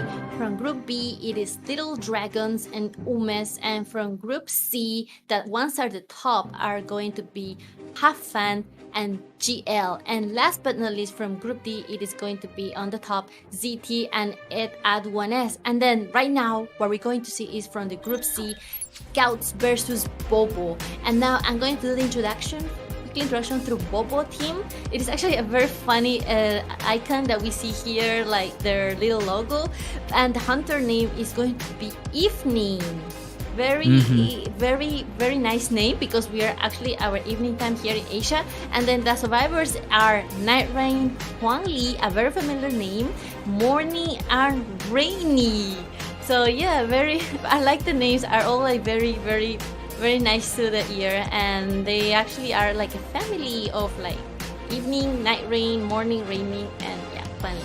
And then for the next something to note about Evening is that he was actually an acrobat player for the survivors, and Spy was the hunter that was kind of doing the hunting on their side, but they switched that up. So speaking of switching it up, we're gonna switch it up and look at Scouts. We have Corone as one of the hunters here. We have seen his excellent sculptor in Dream Witch in the past. We have Jaden Tan, we have Heisenberg, Nanashi, and Chewy. And I know Scouts, they're a very disciplined team. They were able to get a victory over Good Luck. That's the team of Capcun, which is no easy feat. So I think they want to duplicate that same type of magic coming into this match. But BoBo, having some seasoned players, they're going to make this a hard one for Scouts. Yes, indeed. I don't think they're gonna like try to get Scouts win for all. They want to get as much points as they can as well to stop Scouts from coming up. And BoBo is definitely going to try to show off. The survivors are coming up on the red church. It's going to be the first respect band for Corone's Dream Witch. Like you said, Dream Witch is one of the main hunters for Corone. also as Bloody Queen and Sculptor. So that's one of the most important things that we need to know. Corona is a very versatile type of hunter. And then we see that focus band on the Bobo's forward. It could be very, very scary to have a forward in such a small map. It can buy you so much time because the ciphers are actually not far away from each other. So it's really good that the survivors get that forward out of place for the hunter because they don't want to deal with any of these stunts. So I think they know Quan Li, and it's also a very good forward main. And I think that was a focus ban from the hunter. Yeah, forcing Quan Li. Maybe Quan Li is going to use that seer. I think one of the highlights of day number 1 was his seer and how he was able to manage to actually kite, I think, more than two cipher kite Crocodux Bonbon. So if he does get the seer, that's excellent. He's not the only one that uses seer. Morning as well uses the seer. Not sure who will be on the seer duty. Priestess, a very optimal ban on the side of Corona here. You know what? She can create a lot of pestering portals, especially at the center of the map, forcing them to kind of improvise here. I don't know if they're going to go for another containment heavy survivor. We do already see a lock-in of the psychologist that can act as a second rescuer / support healer from afar. So let's see who they will be picking. They also want to bring out the acrobat, embalmer, psychologist, prospector, heck, even the novelist. They brought that out last week. So I'm excited because BoBo being a very well-rounded team, and they're bringing out the lucky guy. Actually, like you said, against all odds, they didn't went for the most common used survivors. They just went for the lucky guy. And then also Corona bringing Breaking Wheel in Red Church. Wow, Breaking Wheel Red Church can be very damaging, and at the same time it's also a bit risky because of all those walls and all those little tight spaces for Breaking Wheel to maneuver around. But at the same time, the survivors bringing a lucky guy instead of a coordinator or a mechanic. That is actually a very versatile pick from the survivor side. And for really quickly, I'm gonna tell you there is only one flywheel effect we see coming from the psychologist. And correct me if I'm wrong, but I see 2 flywheels effect, one from the lucky guy, one from the psychologist, and one tide turner from the mercenary. Yeah, that is correct. I did open up the small screen. It seems like Morning is a C badge lucky guy. So let's see what item he's gonna wish for at the start. It's gonna be very telling because I'm not sure what kind of game they'll be playing. Is he gonna wish for a gun? Is he gonna wish for a is he gonna wish for a bot? Is he gonna wish for something? And is it gonna be granted? Because there is that RNG aspect of a lucky guy. Is he going to just focus on opening up a chest first? It really depends on how Morning is going to play this, or how the team BoBo are going to play around the lucky guy. But I mean, at least they're able to secure the seer and mercenary, and as well as the psychologist, just to kind of cover that ground. Depending on where they're going to be at, I think Corona just wants to stay away from the top broken and bottom broken part of that map, because you can create those windows, especially in the church area. That could be really tough for a Breaking Wheel, especially out in the open when it comes to transitioning. Yes, let's get right into Red Church. I can kind of feel that the build is gonna realize could be Confined Space and Insolence. That's one of my guesses right here. But let's go right into the match. Night Rain, Morning, Quan Li, Rainy against Corona into Red Church. Spawning at the top broken side of this map, and we see Corona immediately just going straight into wheel form, already transitioning towards the back broken part of this map, just so he can see any survivor trying to break down those walls, and now spots Quan Li in the process. Quan Li already heading towards the window here. So this is an excellent start for Corona, and now forcing Quan Li to transition away because the basement is also here, and Quan Li trying to break that line of sight, already has the owl back, so it's really going to be telling if he's going to use this owl, because this is actually a good place to be kiting here. Even though there are no windows, he will get another spike on him, and one spike the seer will be falling down. Yes, and definitely good discoveries for the lucky guy. He got a remote control, and he's definitely going just to go all the way to the kiting best kiting area, which is the graveyard. And the seer gets the owl on point, trying to avoid the snap. We will see whether the Breaking Wheel can get the owl out, but was I don't think he has. early. Yeah, I don't think he has the snap just yet. He goes for the blink hit and now gains that presence. So now he has the extended spikes. No full presence just yet, but excellent. What's that discipline on Corone's side? Just waiting for the owl to expire, going for the blink, and now Corone has Quan Li on this rocket chair, while the lucky guy can just continue to decode while Night Rain will be making his way towards the rescue.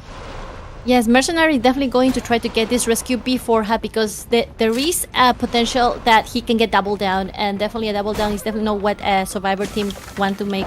Only 1 minute in the map, almost 2 minutes. Now we see the trap getting amazing trap, and then it's going to be a down for the Mercenary, so he's going to try to here have to body block as much as he can, but it is a breaking wheel with the spikes out. It is body block is almost impossible, and now the Seer needs to try to avoid those last 2 spikes, so to get maybe another owl in this situation. And we see he definitely gets the last spike and last effort kicks in, so the last Cypher machines are not yet being there. Still 4 Cypher machines, Podge. Yeah, the Mercenary he really had to just transition away and trying to go for a heal. Now it seems like the lucky guy Morning will be the one to try and go for it, with 2 items on the back going for the perfume bottle, and also already used up some of that mechanic stall. Morning is already making his way towards that rescue, and now utilizing the flywheel just to avoid that second spike, gets the rescue, and now no tide turner, so he's not going to be blocking for the Seer. Seer has to be very careful, almost about to have an owl, but I don't think he's able to get one. Now just vaults over the pallet, but the breaking wheel doesn't care about pallets, just goes right through it, while the Mercenary is still being healed up. He has an owl in time. Can he go for it? But no, the snap connects, and Quan Li will be sent out of the game with his owl. Yes, indeed. I was such an amazing kind from Quan Li, however, a little bit short, and now lucky guy feels forced to get away from his Cypher machine because he is injured. 1 spike left. Oh no, they got found right at the window side with the spike on. This is the basement. Where's the basement is? So a basement rescue is definitely not ideal for the survivors. They need to get away as far as possible from this dangerous full presence breaking wheel. Luckily though, they got a remote control healing the lucky guy, and breaking wheel feels forced to just commit to one of these 2 survivors. Which is going to be the next step for breaking wheel? Do you think the psychologist or the Mercenary? As we can see in our screen, he definitely goes for the psychologist, because the psychologist and the Mercenary are in this area. Psychologist already seeking salvation here at the church area. Utilizes the blink just to close out the distance a little early on the flywheel, and Corone saw that, drops the pallet, drops the trap right in front of the pallet, forcing him actually into his hand, and now the inevitable will happen. The basement rescue has to happen with an injured lucky guy and Mercenary. Note that the lucky guy does have a flare gun. Mercenary has 1 elbow pad, but it is a hard rescue to happen. They're gonna have to heal up, and they do just that. Lucky guy seems to be the one that is the healthiest to go for this rescue. He's already at the red carpet, transitioning on his way, but he might actually run into... No, not quite. He is crouching. Night Rain has to be very careful and calculated to try and go for this rescue, because 3 ciphers still remain, and Corona is just going to camp this basement out. Yes, Mercenary doesn't seem to be doing that much progress on the Cypher machine because he's an injured Mercenary, like you said, and the decoding process won't be much. And this Corona going down in wheel form to the basement, taking those spikes out. He doesn't have excitement. He definitely knows the gun is coming because Lucky Guy always gets a gun at the beginning of the match. And I'm very interested to see whether he will utilize or not. Corona trying to get that last hit before the rescue was done, and now it is really going to be so difficult for the Mercenary to get on time. No, I don't think the Mercenary has a chance to even rescue because, again, it's just one half. I mean, he's just 1 chip damage away from falling down. Mercenary is just going to try to pop this Cypher, but Corona is trying to look for this Mercenary. Lucky Guy isn't going to heal in time. Psychologist has already expired, and now Night Rain on top of the dungeon here. Oh, two spikes, goes for the snap. And it seems like Lucky Guy will have to be going up and away from the basement. But it's just a back and forth here between the Lucky Guy and the Mercenary. Lucky Guy has already used up his self-heal. Morning's going to do his best to try and utilize this gun just to buy enough time. While we see that Corona already sees the victory. He already sees the finish line in place. It's just a matter of time till he's able to get the 2 of these survivors down and out. it is indeed a matter of time because Corone breaking wheel cannot stun a gun cannot do much against the breaking wheel form. He will have to wait for him to come out, but then there's full presence also and 2 spikes in, so seems like it is gonna be extremely difficult to get that gun shoot at the hunter at this point. And I see that, like you said, there is definitely going to be another down for Corone, and now he just needs to go back and see whether he can just get that mercenary down. And since he's not moving from the place, he might be just trying to hide. Oh no, he just wants to get the machine done. But yeah, Night Rain already utilizing the self-heal. Now just needs to go for a hit here once he drops the pallet, but no, just goes for it. They call GG's, man. Corone on this breaking wheel. I mean, it's just showing us, like, I think it started with Oxygen breaking wheel in Arms Factory and Corone breaking wheel here in the Red Church. You know what? He doesn't really care if, like, there's a lot of good spots to kite with. He really employed his game plan, and man, oh man, did he perform tonight, getting 4 survivors out. That's 5 points for Team Scouts.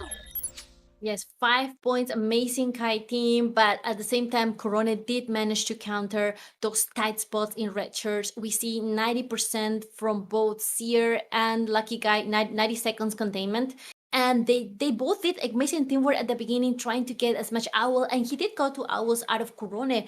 But it is sometimes it is not enough, because you definitely need to also try to avoid the spikes, and the Seer, it needs to get that close distance with the hunter to get the owl.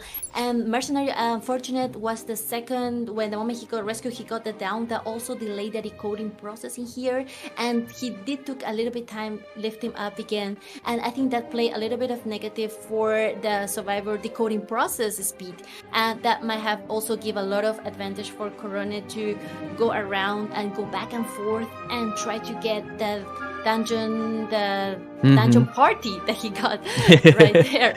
So yeah, I just have to highlight also, I think you said the way that Corone was managing his distance to not even allow Morning to utilize that gun, because it was kind of a face-off at the dungeon where he was just constantly hiding behind the wall, making sure that Morning just trying to come in for the rescue, waiting for a psychologist to expire. But yeah, like it's something to highlight with Corone, is that he was able to send Quan Li without send him out of the game without utilizing a second owl, and also sending the Lucky Guy out of the game without using the gun. So it's just an excellent performance on Corone's side with this breaking wheel.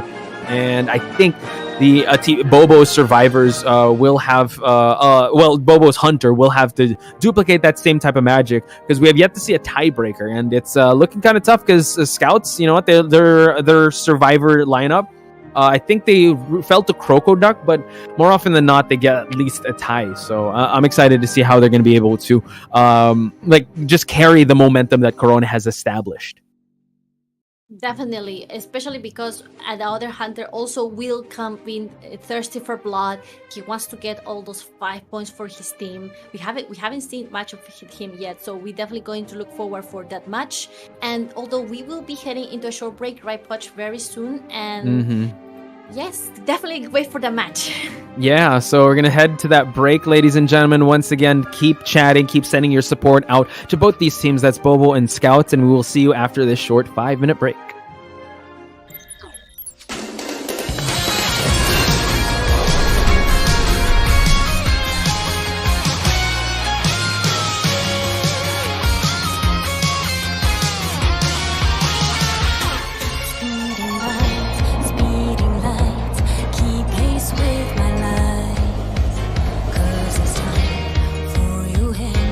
To leave it all behind, speeding lights.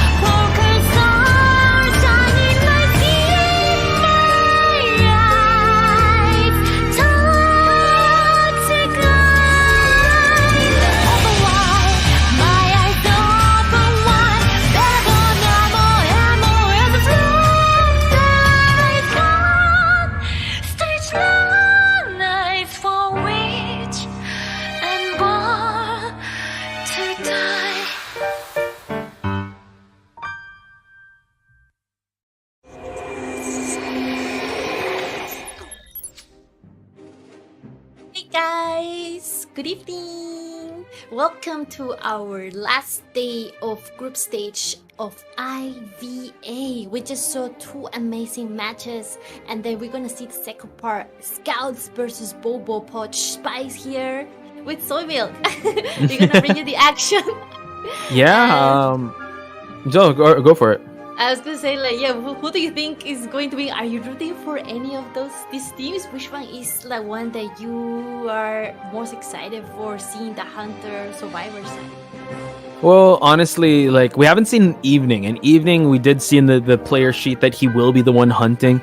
We're not going to see Spy. I actually wanted to see Spy's Guard 26 and Sculptor, but I'm more excited to see how Evening will be hunting. I mean, we did see Frost and how he's able to use the Sculptor. Now we're going to switch things up, utilizing Evening. So we'll see, because this is a make or break, because all that Scouts needs to do is get one survivor out of the game, and they immediately lock in their spot for the playoffs. So the pressure could not be more insurmountable for Team Bobo's Hunter, which is Evening. And especially in a map like this with Red Church, pretty even, I would have to say, in terms of survivors and hunters. Really depends where you are. And Corona just displaying that, you know what, it doesn't even matter where he's at. He's going to use that breaking wheel, and you got to put respect on his name when he does.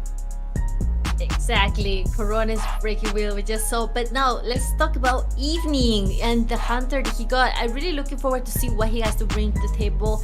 And the survivors from Scout side, it is Jaden, Tan, Heisenberg, Nanashi, and Chewy. We're really going to go directly into the ban phase. Oh, there is a respect Gamekeeper. ban. Gamekeeper respect ban. So it seems like they've done their homework on Evening here. I don't know. This is new territory for me, because I've only seen Evening utilize the Acrobat in the group stages. So now Gamekeeper, we have seen Oxygen utilize it in a big map, and in a map like that, I guess it was a good ban. We do see the Seer ban, while Jaden Tan and Heisenberg lock in the Priestess and Mercenary. Pretty solid picks right off the bat. So definitely a ban on that forward will be needed. Now it's just the Nashi and Chewy, which looking at how Scouts plays it, I would have to say, yeah, they do like going for some kiters. They do have an entomologist, they have an acrobat. They use the dancer and mechanic once, patient once, and psychologist once. It seems like they're big fans of the seer.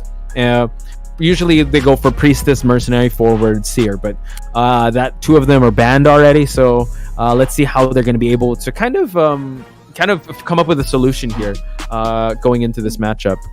Yes, like you said, I think this team just did his homework, because that focus ban on the Bane was incredible, and now we're gonna see that Evening has to bring something to counter that Priestess, that strong kiter and support, and the Mercenary. I think one of the best hunters to bring up here could either be Sculpture or Guard 26, because those 2 hunters are really good at stuffing the rescue and could stop the rescue or making the double down, which is going to be really bad for the survivors, especially if they haven't got enough cipher progress yet. So at the same time, I don't see much decoding in here yet. So I think they definitely need a decoder, and to bring up that decoding speed, because Priestess is not the best at decoding, 50% debuff, and neither is Mercenary. So which one do you think will be one of the best decoders that you see that could come to this mechanic? They just need a tie. So if they go for a mechanic, they could definitely not risk anything. If a Bonbon does come out, like you said, a Guard 26, they could just sacrifice the first chase and just continue decoding. Because honestly, Scouts could play this one very safe and just go for like every man for himself strategy, and just pop open the exit gate, get that one person out, and it's a good done deal, and they go on to the playoffs. So if they're gonna go for a decoder, they might as well go for that mechanic. But it seems like they're gonna just secure first a kiter in the acrobat. Probably Nanashi is gonna be using this acrobat once we see the rotations being done, and also a patient. So no emphasis on decoding. They want to be able to have all grounds covered here in terms of support and kiting. Ooh, yes, indeed. Well, and there is a Jag. Posh, I haven't seen a Jag yet in this IVA. Is it going to be the first? Jack that we see. As you know, there is the flywheel effect, and I've heard some people say that Jack could counter the flywheel because of the fast foggy that could go through the walls. So this could be maybe because he knows that these survivors are gonna be very using the new meta, which is one of them going to use the flywheel, and there's also going to be only 2 times.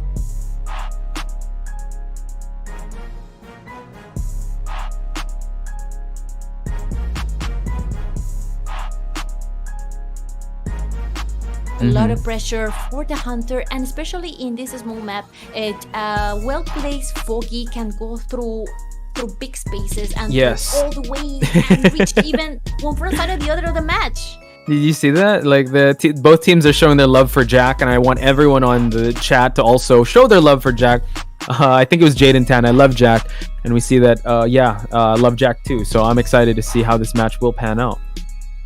We're just waiting for the red to show us the screen, because I do see NTT screen. Yes. Apparently Jaden Tan, he's my husband too. Okay, nice. Jack's everyone's husband. Yeah, they're talking about Jack's husband and that green skin, the black skin, and we'll go to see how will this kite team be done, because at the beginning of the match, Red Chair is a small map and these kiters seem very dangerous against Jack. But however, though, let's get right into the Red Chair with Jack and the survivors as Mercenary, Acrobat, Priestess, and Patient.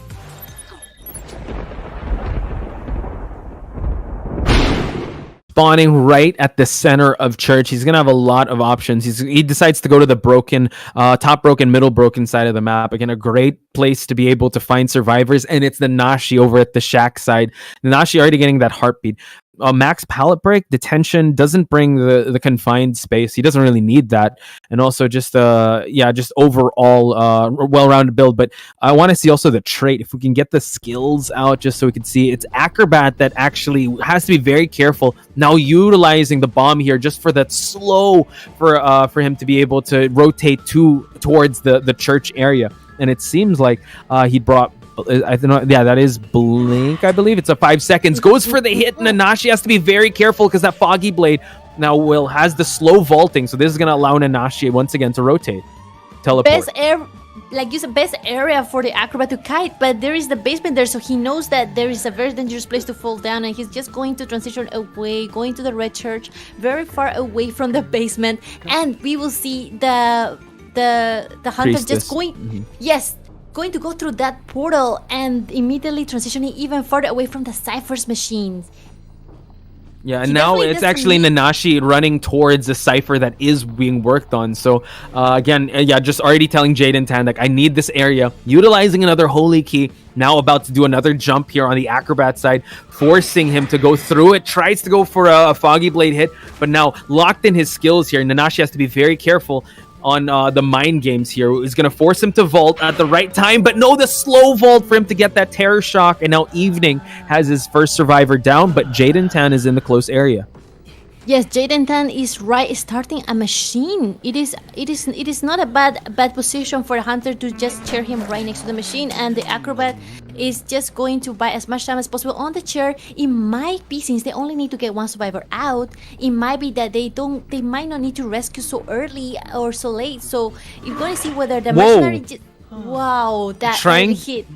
Yeah, I saw Jaden Tan. I'm not sure if she was looking behind, but now we see that the Acrobat able to get a stun, but the last effort already being popped. Now moving on away, but trying to just check on the Cypher. I think Jaden Tan was actually working on a Cypher at the back gate side, and now forced to open one here at the cemetery side. Now we see Jaden Tan has to utilize the elbow pads just to avoid getting another hit. That early rescue could be a little detrimental. Now Evening has to walk all the way back here towards the Acrobat just so we can chair him once again. And it seems like maybe the Patient and Priestess could try and go for this rescue.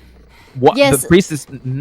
Yes, and like you said, the priestess needs to go for that rescue because it is the graveyard and she can utilize those walls to push those portal and help the acrobat get away, especially with the Cypher machine gun. And we see a long distance portal being made already, a way to escape and buy enough distance, or maybe just also to lure the hunter away from the chair and maybe try to sneak out the acrobat. But we'll see what strategy they use. Maybe they don't need to go for the rescue, or they will just sell the acrobat.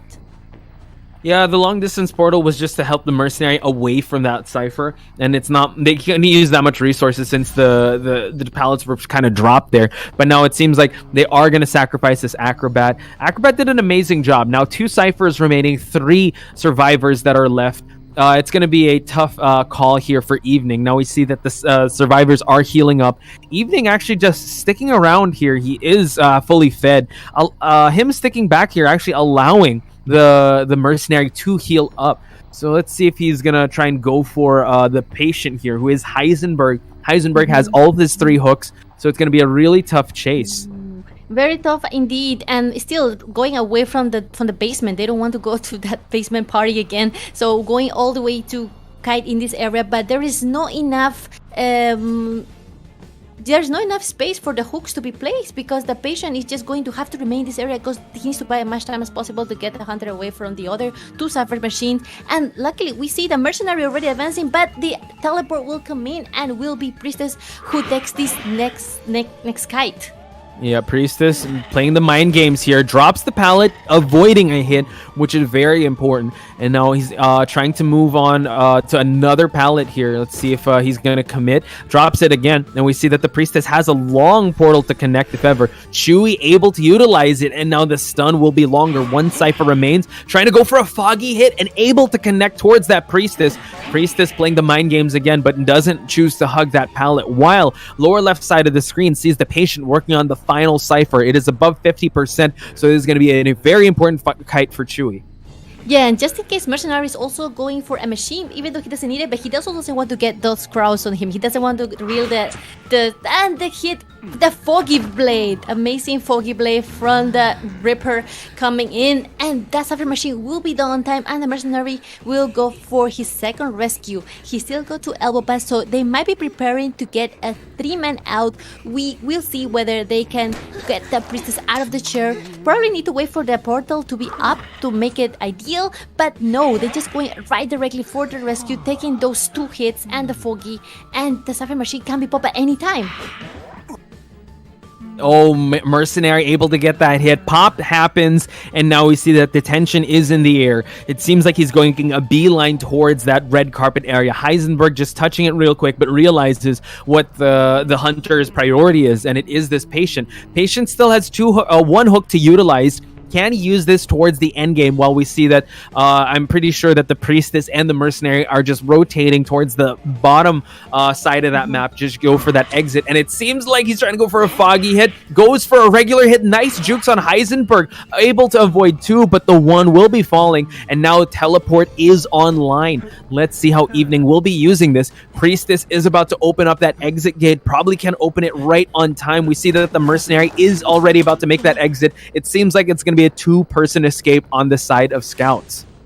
Yes, amazing kite and amazing containment. However, the tie is going to be for BoBo, a narrow victory, and we will head back to our main lobby to talk more about the kiting. And we see the containment time was quite even. All of them got around 66 to 85, the maximum with the acrobat. He did manage to buy a lot of time, especially in the church area and transitioning from the chapel to the area, avoiding the basement at all costs, and utilizes those 3 balls at its maximum extent, trying to get as much time as possible. And it was kind of dangerous at one point when they couldn't rescue him for the second time, but at the same time they did manage to spread out and heal each other and get those 2 Cypher machines done on time right before the Priestess falls down. Yeah, excellent first kite on the acrobat side. Again, when you talk back at the when you talked about the second rescue attempt, I think they needed to make that sacrifice happen. They didn't want to push for anything. Mercenary already was down, already got a double hit. If he's gonna get another hit, especially with that foggy blade, that would be stuffed, and they could have put themselves in a much dire situation. So I think they played that pretty conservatively. And yeah, they really played their roles to a T. Congratulations, Scouts. I think with their points, they definitely shoot up and they replace GL. So the GH match that you were talking about is not going to be happening. It's going to be happy. It's going to be that Have Fun versus and Scouts that will be moving on in Group C. Just a correction. Hang on. Okay, sorry, go for it. It's gonna be Scout and Good Luck. Sorry. And Good Luck, because Good Luck has more points. So basically, tally up the point. It's gonna be Scout with 17 points, Good Luck with 16, and Have Fun with 12. So Scout gonna be moving on. Yeah, wow. Scout and Good Luck. But the thing there, NTT, that you bring that up, it's actually maybe a grudge match that could happen because it was Scouts that was able to beat Good Luck. So shout outs to Have Fun though, as well as Bobo. Definitely had fun watching both those teams. So yeah, so any thoughts on that? Yes, really looking forward to see the Scouts has to bring in. Really excited, especially at things from the Philippines. Very strong team, very strong survivor team, as well as Hunter. Very well balanced because, as you know, this game is not only our Hunter. Now the meta has changed, and now also the survivors need to be able to bring that match up, get those points, and I'm really amazing kiting from the Acrobat and support from the Priestess and the Mercenary, as well as the decoding time. So yeah, it was a beautiful match from Scouts, bringing to you guys IVA last day. Don't forget to put all those votes in the Discord. Yeah, it's the last match. We're about to see the match between 02 versus @1s. Now, this match actually is sort of an exhibition match since they're both already in the running to the playoffs, but you know what, one has to be on top, and we're gonna find that out once we head in towards that match. But we will be taking a short break. Don't forget to send in your predictions, and also stay tuned because we will have the playoffs draw after that last match. But for now, we're gonna take a 10-minute break. Don't go anywhere. More of IVA when we come back.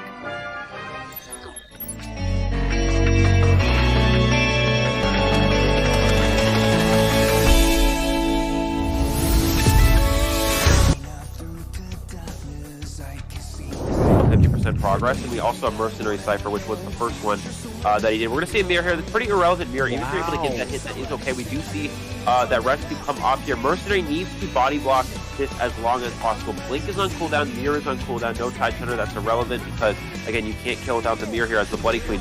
Mercenary is going to just go around here. They're going to try to take as many hits as possible. Missing that Palisade, Mercenary needs to catch up to the Priestess and be able to body block this next mirror so the Starvers can pound down these last Cypher teams. They have the time to do so, but that's the idea of psychologist healing there, is that you now give yourself enough time. We're going to see a triple body block. Patient gets a drop down hit. That's not ideal here. You have to force attack recovery so you can extend that time as long as possible.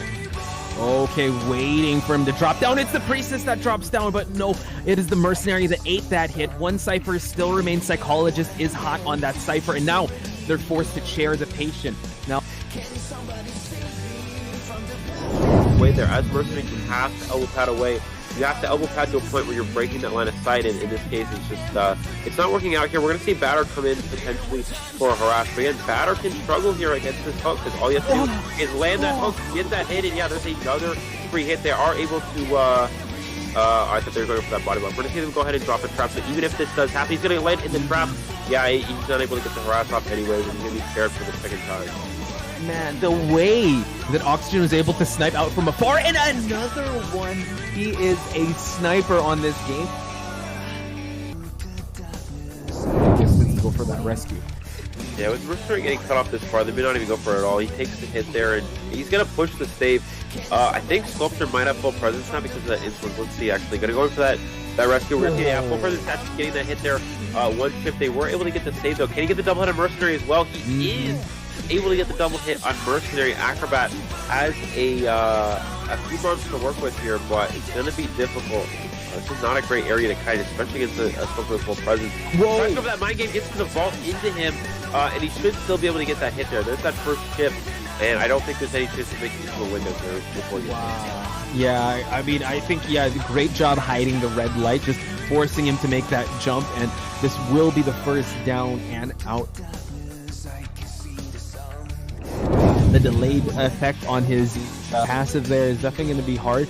Now we see him, yeah, he has to utilize that elbow pad just to get out of dodge, but now the webs are able to, you know, catch up, and he's able to utilize the blink to get the Mercenary. Now the Mercenary has no more skills, no more items to utilize. looks like the closest one is the Embalmer. He will have to be very careful though. Mercenary already making his rotation towards this rescue. 2 ciphers remaining. We do note that I think they're priming 2 ciphers at once, and the one's at 71%. He's just being very careful. Now the rescue needs to happen. Tide Turner will be in effect, trying to light up the floor. Mercenary eats 1 chip bomb. Will eat another one. Oh my god. He's waiting for the last possible second and now stuffs the rescue. This has turned around. Crocodile now just needs 3 survivors to get the victory here. Yeah, Mercenary actually could have just waited for that bomb to blow up before going for the chair save there. But instead, yeah, getting a little too greedy there, and this is probably going to be a calm position. The question is, does this Bonbon have the trump card? Which the Acrobat coming for this rescue is able to get that first. Whoa. And he pushes the Acrobat back. The Cypher Machine is primed. Can he potentially go for the blink and get it on the Acrobat? He's going around the chair to try to bait out the blink, but he didn't fall for it. And now all he's doing, there's the blink, and there's the down. Again, he only needs 3 survivors eliminated, and with the tension, that may be enough there. Again, you saw the Acrobat. He knew blink was coming.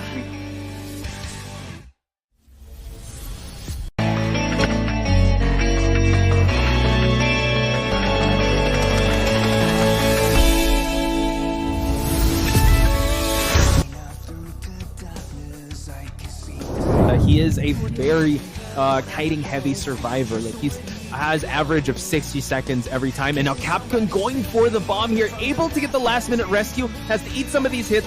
Fear no gets stuffed by Corone, and the pressure on the statues were building up a lot. Capcom was how the painter gets this rescue done, because it is Mercenary after all. He can buy a lot of time in chair, and we see 2 cypher machines being looked by the CCTV.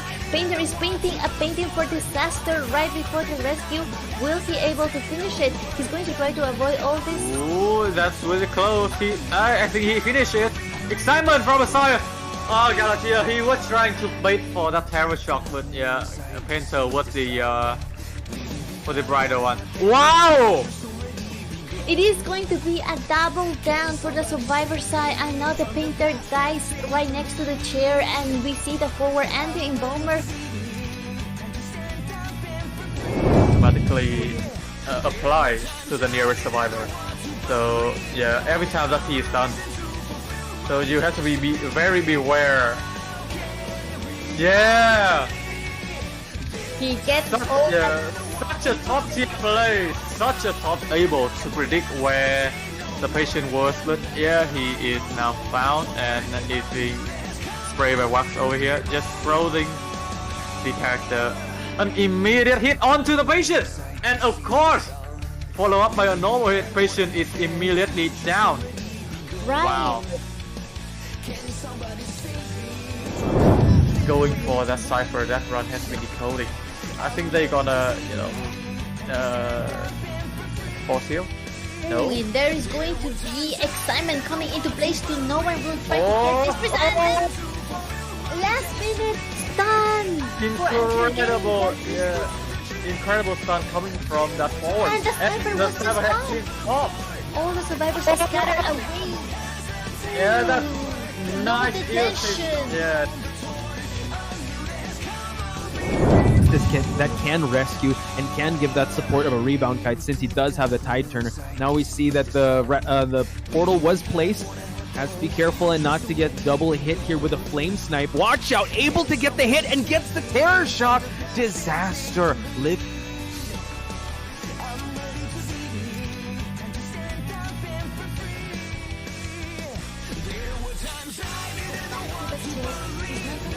Wow! Okay, that's it. And he gets the flame. Another terror shot. The bees trying to stop the rescue from happening, but able to swipe at the bees. Now Enchantress coming to the mix. So far, the flame snipes have been on point. Very purposeful, gets the hit, and he go for another one. This is an ace. Wow.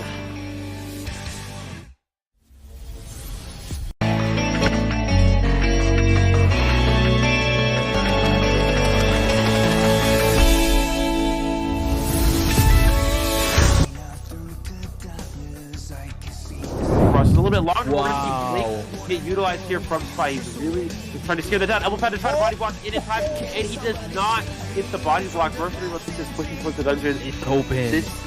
Yeah, the gate is open. He's gonna mirror. Oh, Holy key, yeah. Freezes with it. There's the holy key. Can he get the time? He gets the hit just in time. What a perfectly timed mirror. A little bit late there, it looks like, and it's going to be a mistime. He's going to look at that first trip here, though. We should maybe see Cyril come down, drops 3 bombs, gets the hit, and gets the down. And so that's going to be kind of an issue here. As we see that first hit on the barmaid here. Can he get a second one? And he does, and he gets another instant. And probably knows that Sky is back there, already forcing him to utilize the elbow pad, and now the terror shock, Eli. Naru has one book available to utilize, and now constantly always looking behind him. Will he be able to utilize it just in time? He does, and now you just see like they are chasing each other. It's kind of funny how you see the hunter running away from the survivor and unable to crouch again, allowing John Oling to have a head start in actually rotating away. They already popped the Cypher, Eli, so now this is they're really pushing for the tie here, but can the novelist kite long enough for him to be able to rotate towards that dungeon area? Yeah, the problem is he does have Blink available, so he should be able to just go for a Blink unless the gate is already open. Wow. It's already open, he goes for the Blink, but he avoids the hit, and he gets the... From the Postman, not yet getting any hit. He just got only 1 bomb there, but he still managed to get away and drag the hunter as far as he can from the Cypher machines. Do you think BoBo is going to get the hit here now? Yeah, I mean, he can, but that's the thing, he doesn't bring Blink. He slow range stun from the forward, allowing the Postman to make the rotation. So very, very beautiful there. He's gonna go for another stun! Amazing! That's more than half the ball gone there, but it's worth it because Postman is at 75% damage. He's trying to go for the pallet stun again. Hello, welcome back. We are back to the last show match between ZT and AT1. This is going to be just a show match, and this is Poch Pies and yes. Again, not a show match. We're gonna have to determine who's gonna get better seeding. Again, it's determine the points because right now they're in ties. And speaking of ties, in Group C, there was a 3-way tie here, but as big shout outs to NTT and people in the back, we tallied the points. So apparently Scouts ends up on top in Group C, followed by GL and HF. So it is Scouts and GL that will be moving on respectively because they have 17 and 16 points. So congratulations, and also to have fun in BoBo for, I would say, the most stacked group in Group C. And like you said, so we're going to settle the last match in Group D between ZT and At1S. Yes, indeed, CT and At1S. Very exciting to see that. Very strong teams that we've seen in our IBA, and it is always like nice to see one of the best of Asia teams come into play and bring amazing gameplays, amazing meta, and we have seen in the last 2 matches and not conventional picks. Like we have seen Hell Embers, Lucky Guys, but let's go right into the first At1's Survivor and Hunter lineup. It's going to be for the Survivors, Shrimps, Tilit, Chai, Lime, Beloin, and for the Hunter is gonna be Kuong. Yeah, and just to note that At1S at first sight is a second team of Team Love. So yeah, they've definitely made a mark. They've been in part of Group C. They made a big impact because they did win up against GT, which is another pretty good team. And now we have ZT and Icon had an amazing performance. It was Icon that did tie things up, and we reached our first tiebreaker. But looking at the team of ZT, we have Miko, Shadow, Run, and MX, and we have Yush being the hunter for ZT. So not Kuga, but we're gonna see Yush for today on ZT side.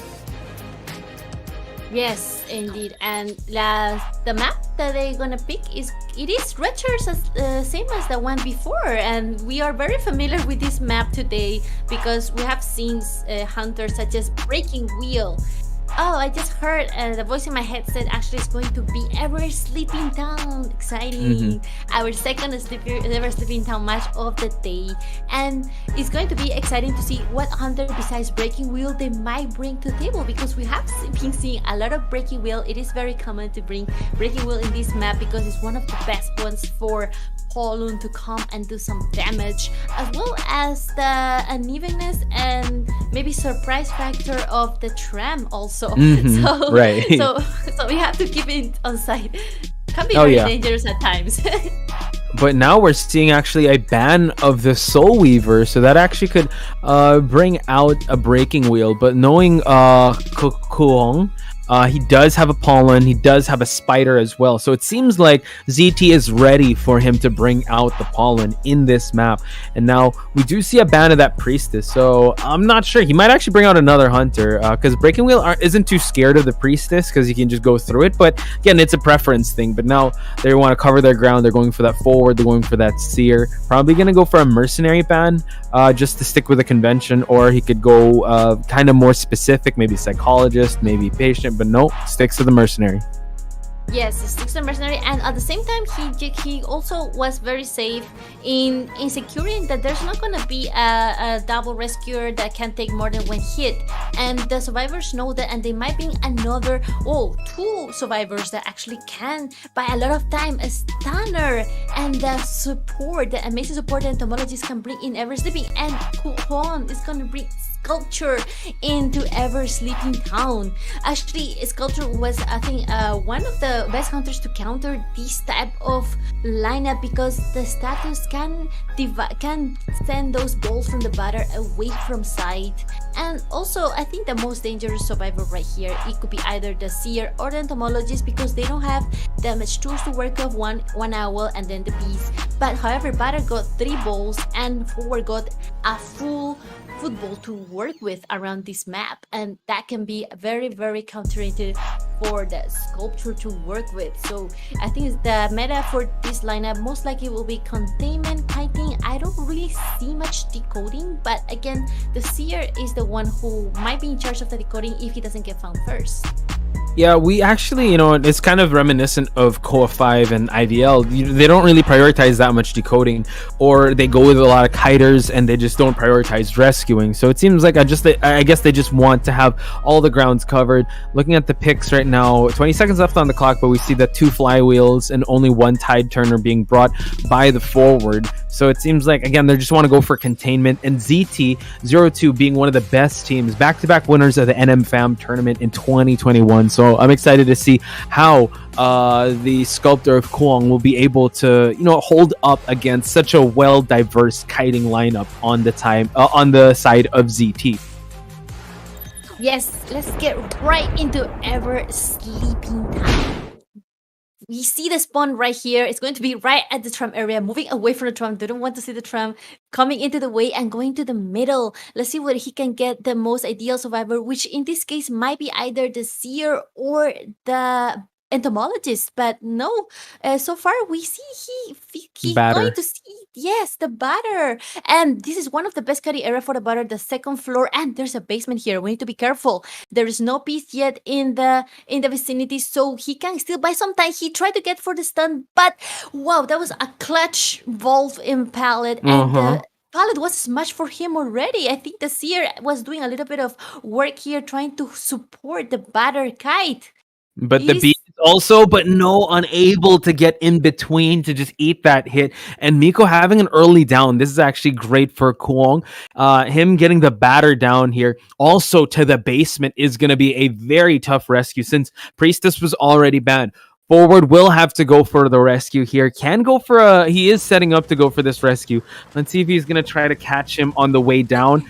It seems like he is just making his way, giving that to Nidus. And now we see that the chisel has already been spiked. And we see that he is chasing out Shadow here. We already know that the forward can make his way down already. He's making his presence known, goes for it, and now we see that able to avoid that drop down hit. And now Run has to just buy a little more time just to rescue right on the spot. But now the blink is online. I thought he was going to blink through, and he goes for the last effort, hitting the batter, and now still containing the batter. Run has to be very careful here. He doesn't want to get doubled down, and it seems like Kuang is just going to leave the forward down at the basement. Blink spot on, and then forcing the forward to stay into this basement because he definitely wants to try to get that hit on. It was a bit dangerous because now there's a forward that utilizes all his full ball to get away, and he will get the owl to get away from the basement. Definitely one doesn't want to get even more hit. No one doesn't want to get the full presence for the sculpture, and this is a very important time for the batter because he could get stand up, and that would be very, very, very dangerous for Kuang right here if the batter stand. Yeah, the thing is, it's the batter tried to just crawl away, didn't want to prioritize the standing up there. It was at 70%. Now just chasing the bees away. What's great about this is that the forward can go for a support rescue, but we see that Shadow is also here, popping the Cypher already and utilizing a little bit of that bees. The bees were already hit, so can't utilize it once again. Now we see that Kuang will be just guarding this chair while this forward can go for that rescue. Oh, he gets canceled out of it and gets the hit. And now a double down situation. Actually, batter is about to expire. Forward will be the next one on the rocket chair, and we see that the tram is coming. He's gonna have to just wait for it to pass by while the forward will be picked up and the batter will be expiring. So tough spot for the side of ZT. Yes, very soft, very, very unlucky for them to get that second hit on the forward, an injured forward, and then he couldn't even utilize his ball to get away. But now Sculpture is full fed, and now just need to put a little pressure on those Cyphers, try to stop them from being popped, and also try to stop the rescue. At this point, it looks like he's going to have to camp this chair with everything he can because he doesn't want to get this rescue to be done. And if the rescue wants to be done, he wanna try to get that double down, which is definitely going to be very. He gets the hit before the rescue it gets done, and Entomologist will go down. There is no more bees to work with, and the Seer is going to have to move all the way from the other side of the map, trying to reach before he expires, before the forward expires. There is a possibility for a rescue? No. What do you think? MX getting the hit and now able to get the rescue. He's trying to farm another owl, and we see that Run trying to just buy as much time as possible and now tries to drop down the pallet just to create that separation. Blink online. Seer was able to eat that hit, allowing the Entomologist to pop back up, and we see that Run just trying to move on away since he will be expiring once he hits that rocket chair. Avoidance of the statues is very important, and it seems like Kuang will be just focusing on the Seer. Once again, this is a battle to see who will have the first place spot in their group, so they still want to go all out and Run, making the rotation towards that that corner house. Will get spotted out by Kuang here, and he's going to try to drop down some statues and drop down that chisel at the second floor. Run and making a beeline towards the stairs just so the statues won't make a hit on him, while the Seer, the countdown time is starting already on the rocket chair. Yes, 52% on the Entomology Cypher machine, but there's still another Cypher machine yet to be finished. So this is definitely not looking well for the survivors because they definitely need to speed up that decoding process that needs to be before the Seer expires. And in case the forward could manage to go back to the chair, but it seems like they definitely unable to rescue because both survivors are only 2 chips left, and it is definitely looking towards the Hunter side at this point, Podge. It looks like the forward still has a ball. Amazing utilization of the ball here. He uses all his ball to run away, and the Entomologist is trying to clutch that rescue. It seems like she's gonna get it on time, trying to avoid all the status, and no, she just get the last statue, and Seer will expire. This is really on the Hunter side at this point, and the only thing left is now for the forward to try to get as much distance away from the sculpture, maybe try to get some item. We'll see. He's on the graveyard, right? Yeah, he's opening up a chest, and we see that the Kuang is just trying to find, again with the tier 2 statues, where he's going to point at. He was able to get some elbow pads, but one statue hit, he will be falling down. So he has to utilize that elbow pad right on the nick of time, and we see that he is trying to get cut off here, trying to vault that window, while Run has to hug a wall just to be able to utilize that elbow pad. While Kuang, the inevitable was about to happen, and we see that he's trying to just prolong it, while this is excellent, it's going to be really tough because the entomologist has already used the self-heal, and now the forward does fall down. They're going to call for the surrender, and it is going to be at first sight, drawing first blood here, getting 5 points. Yes, amazing gameplay from Hunter. Even though we saw a huge containment time from the forward, 130 seconds, and all the decoding was done by the seer entomologist, but they still, even though they were decoding, they managed to give that support with the bird and then the bees. We didn't see much decoding from the batter because he did got spotted quite early on, so his kiting was a little bit short. However, though, he did try to buy as much time as possible using those balls, and the sculptor did a great job avoiding those batter balls hit and putting the status right into place and immediately forcing the batter to get away from the areas that it could be easily stunned. So I think this sculpture definitely has a good knowledge of how batter works and how to counter it, especially in a map that is very good for stunners, like we've seen with the forward, but the batter unfortunately cannot get the right spot on the sculpture, forcing her to just like a last effort hit blink on the basement. Yeah, it was. I really think the way this match played out, he really countered them, because looking at the lineup, I think they were kind of countering his pollen. But little did he know that Kuang does have an amazing sculptor, and he played it to a T, getting 5 points for his team. Even though both these teams will be heading towards the playoffs, it's still very important. You know what? Just coming into the playoffs, especially like where you if you're at first place or not, because it kind of just shows everyone the dominance that you have. So, ladies and gentlemen, we'll be taking a short break. But when we return, it's going to be the second half between ZT and At First Sight.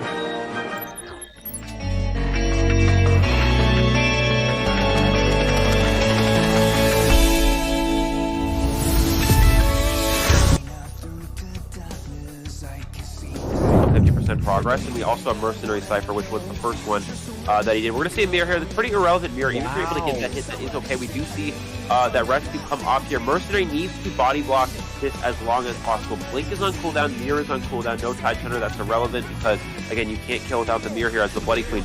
Mercenary is going to just go around here. They're going to try to take as many hits as possible. Missing that Palisade, Mercenary needs to catch up to the Priestess and be able to body block this next mirror so the Starvers can find down these last Cypher teams. They have the time to do so, but that's the idea of psychologist healing here, is that you now give yourself enough time. We're going to see a triple body block. Patient gets a drop that hit. That's not ideal here. You have to force attack recovery so you can extend that time as long as possible. Okay, waiting for him to drop down. It's the Priestess that drops down, but no, it is the Mercenary that ate that hit. One Cypher still remains. Psychologist is hot on that Cypher, and now they're forced to chair the Patient. Now, way there, as Mercenary, you have to elbow pad away. You have to elbow pad to a point where you're breaking that line of sight, and in this case, it's just, it's not working out here. We're going to see Batter come in potentially for a harass, but again, Batter can struggle here against this hook, because all you have to do is land that hook, get that hit, and yeah, there's another free hit. They are able to, I thought they were going for that body block. We're going to see them go ahead and drop a trap, so even if this does happen, he's going to land in the trap. Yeah, he's not able to get the harass off anyways, and he's going to be scared for the second time. Man, the way that Oxygen was able to snipe out from afar, and another one. He is a sniper on this game. Distance to go for that rescue. Yeah, with Mercenary getting cut off this far, they may not even go for it at all. He takes the hit there, and he's going to push the save. I think Sculptor might have full presence now because of that insolence. Let's see, actually. Going to go in for that rescue. We're going to see, yeah, full presence actually getting that hit there. One shift. They were able to get the save, though. Can he get the double hit on Mercenary as well? He is able to get the double hit on Mercenary. Acrobat has a few bumps to work with here, but it's going to be difficult.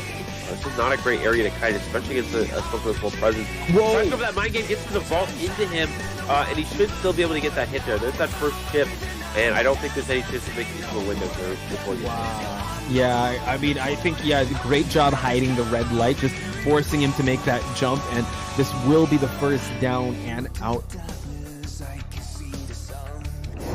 The delayed effect on his passive there is definitely going to be hard. Now we see him, yeah, he has to utilize that elbow pad just to get out of dodge. But now the webs are able to, catch up, and he's able to utilize the blink to get the Mercenary. Now the Mercenary has no more skills, no more items to utilize. But it seems like the closest one is the Embalmer. He will have to be very careful though. Mercenary already making his rotation towards this rescue. 2 ciphers remaining. We do note that I think they're priming 2 ciphers at once, and the one's at 71%. He's just being very careful. Now the rescue needs to happen. Tide Turner will be in effect, trying to light up the floor. Mercenary eats 1 chip bomb. Will eat another one. Oh my god. He's waiting for the last possible second and now stuffs the rescue. This has turned around. Crocoduck now just needs 3 survivors to get the victory here. Yeah, Mercenary actually could have just waited for that bomb to blow up before going for the chair save there. But instead, yeah, getting a little too greedy there, and this is probably going to be a drawn position. The question is, does this Bonbon have the trump card? Which the Acrobat coming for this rescue is able to get that first. Whoa. And he pushes the Acrobat back. The Cypher Machine is primed. Can he potentially go for the Blink to get it on the Acrobat? He's going around the chair to try to bait out the Blink, but he didn't fall for it. And now all he's doing, there's the Blink, and there's the down. Again, he only needs 3 survivors eliminated, and with the tension, that may be enough there. Again, you saw the Acrobat. He knew Blink was coming.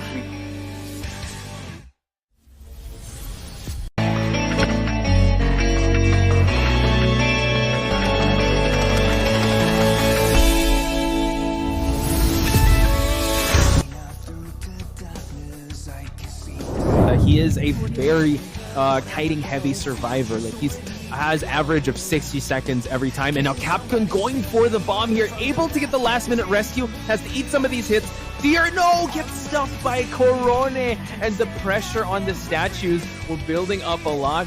Capcom was how this painter gets this rescue done, because it is Mercenary after all. He can buy a lot of time in chair, and we see 2 cypher machines being looked by the CCTV. Painter is painting a painting for disaster right before the rescue. Will he able to finish it? He's going to try to avoid all this. Ooh, that's really close. I think he finished it. Excitement from Messiah. Oh god, yeah, he was trying to bait for that terror shock, but yeah, Painter was the brighter one. Wow! It is going to be a double down for the survivor side, and now the Painter dies right next to the chair, and we see the forward ending in Bomber. Automatically apply to the nearest survivor. So yeah, every time that he is done. So you have to be very beware. Yeah! He gets all such a top tier play, such a top able to predict where the patient was, but yeah, he is now found and is being sprayed by wax over here, just throwing the character an immediate hit onto the patient, and of course, follow up by a normal hit. Patient is immediately down. Right. Wow. Going for that cipher, that run has been decoding. I think they're gonna, force heal. No. There is going to be excitement coming into place to no one will try to get this person. Last minute stun! Incredible, yeah. Incredible stun coming from that forward. And the sniper has been popped. All the survivors are scattered away. Yeah, that's nice. Detention. Yeah. That can rescue and can give that support of a rebound kite, since he does have the Tide Turner. Now we see that the portal was placed.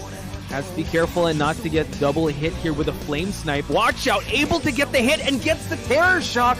Disaster. Live.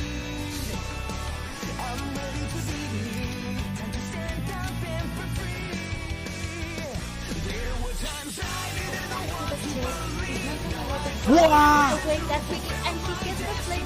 Another terror shot. The bees trying to stop the rescue from happening, but able to swipe at the bees. Now Enchantress coming to the mix. So far, the flame snipes have been on point. Very purposeful, gets the hit, and he go for another one. This is an ace. Wow.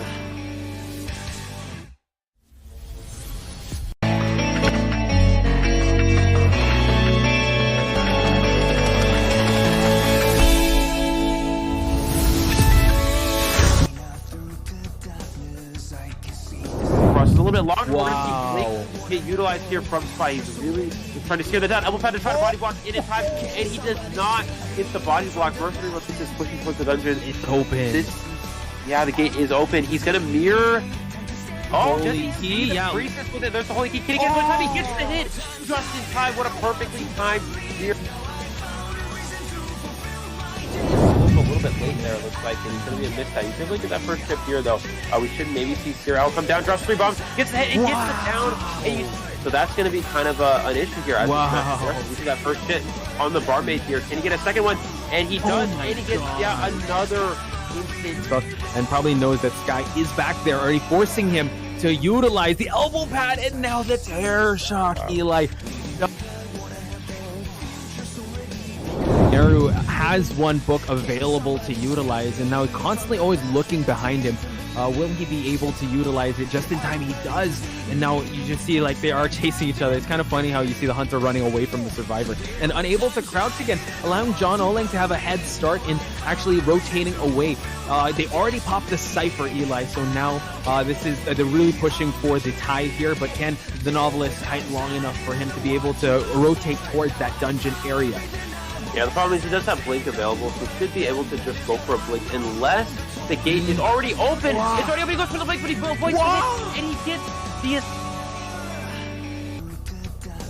From the Postman, not yet getting any hit. He just got only 1 bomb there, but he still managed to get away and drag the hunter as far as he can from the Cypher machines. BoBo is going to get the hit here now? Yeah, I mean, he can, but that's the thing, he doesn't bring Blink. He no raise stun from the forward, allowing the Postman to make the rotation. So very, very beautiful there. He's gonna go for another stun! Amazing! That's more than half the ball gone there, but it's worth it because Postman is at 75% damage. He's trying to go for the pallet stun again. Detectives, and we're back to the last day of our IPA group stage. We have the match for ATS1 and ZT. Amazing match we just saw together here with Amazing Man, Poch Pies, and Soy Milk. Yeah, an amazing match. We saw Kwong's amazing sculptor plays, and this is against ZT. This is no ordinary team, right? We talked about the picks and bans. It looked like they were kind of ready for a breaking will, but you pointed out some really good points, Soy, that all these a batter, we saw also a seer, they don't really care. Like Sculptor doesn't care for those survivors, what resources they have, because the statues, if they're on point, you could definitely have early kites, which did technically happen, and leading to At First Sight getting 5 points in round number 1 of the first half. So the hunter of ZT really needs to duplicate that same type of success, and we're talking to everyone backstage that this might actually go to a tiebreaker. So what are your thoughts on the match? Yeah, I think like a tiebreaker is very likely because ZT Hunter is gonna come all strong trying to get those 5 points, and you know when Hunter gets angry he will try to get all full blood and just get as much points as possible, trying to stop the decoding and countering those stunners, because we do see in this meta right now that they're playing is a little bit more less decoding and more containment, support, kiting, and of course like we do see some unconventional picks that we've seen today, but overall we do see the strongness of containment. So I'm really looking forward to see whether they will take out either a new survivor such as Novelist or with Seer combo, or maybe another type of Acrobat Priestess combo, and maybe another try to the batter. Maybe they will show us their version of the batter, because after all it is still ever sleeping town, and we're gonna head right into the groups, into the ZT or picks and bans. Yeah, because the thing I'm actually a little concerned about is that Kuga was the one we saw mainly on ZT's side, and Yush will be coming in. So we do note that this is they're both kind of make it to the playoffs, even though you want to be able, wow, a lot of bans coming out, look at that, but nope. Maybe it's a little bit of the future, but what I'm concerned about is how Yush is going to be able to do this. I think they can test the waters here since both of them are sure for the playoffs, but still you kind of want to end you kind of want to end at the top of your group. So yeah, Kuga known for his Bon, his Dream Witch. I think he brought out a Bloody Queen at one point. Those are the 3 hunters we know him about. So now Yush, I'm excited to see who he will be bringing, and it seems like he wants to make sure that Cypher Rush won't be happening. Yes, there is definitely a focus band here. There might be a very good ad survivor that plays mechanic really well and also kites and contains the hunter while decoding the machine in the back. So there's a focus band right here for the mechanic and a respect band for the breaking wheel.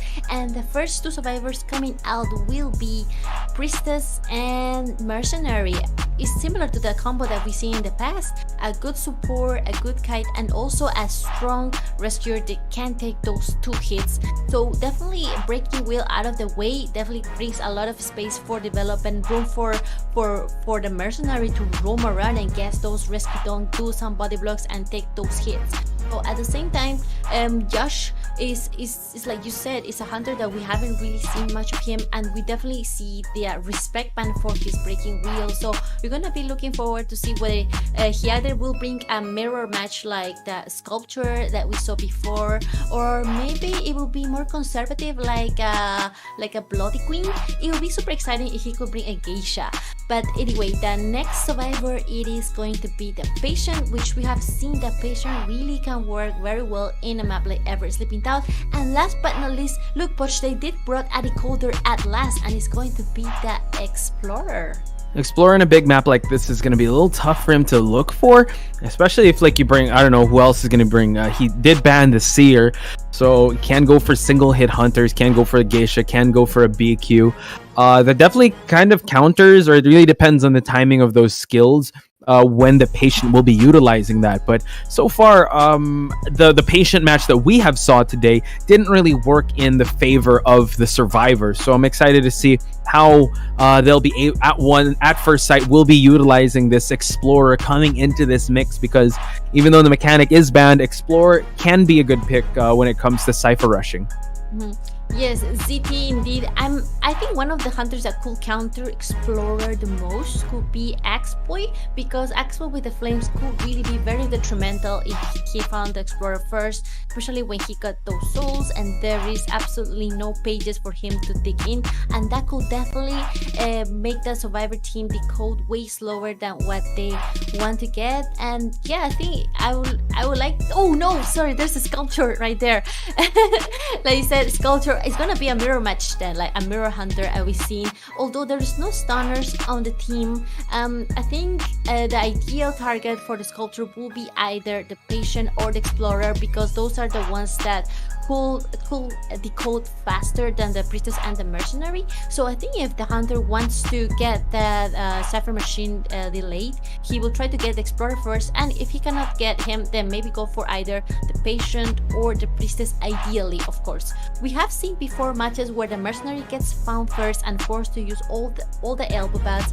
That is definitely not the best beginning for the survivors, but we have seen some hunters that are able to do so. And let's talk about what are some traits that the survivors bring in, Poch. Yeah, when you talk about the survivor traits, I think, we have not seen the flywheel in effect just yet. So it seems like they're going to go for some conventional builds here, 2 tide turners, because we know that they just need to be able to get 2 survivors out of the game, and they could call it a night. So I'm excited to see how they'll be able to utilize that. While it's a pretty strong lineup, even though there is a sculptor coming in, they did not bring the batter. They did not bring that seer. So, all these can transition away from the statues. We have seen a lot of statues kind of block the patient off, but you still have to deal with the priestess's portals, and you want to go for the optimal target, which you did say was the explorer. So let's see if Yush will keep a cool head. Trying to playing hide and seek with this explorer in a huge map like this can be a little hard.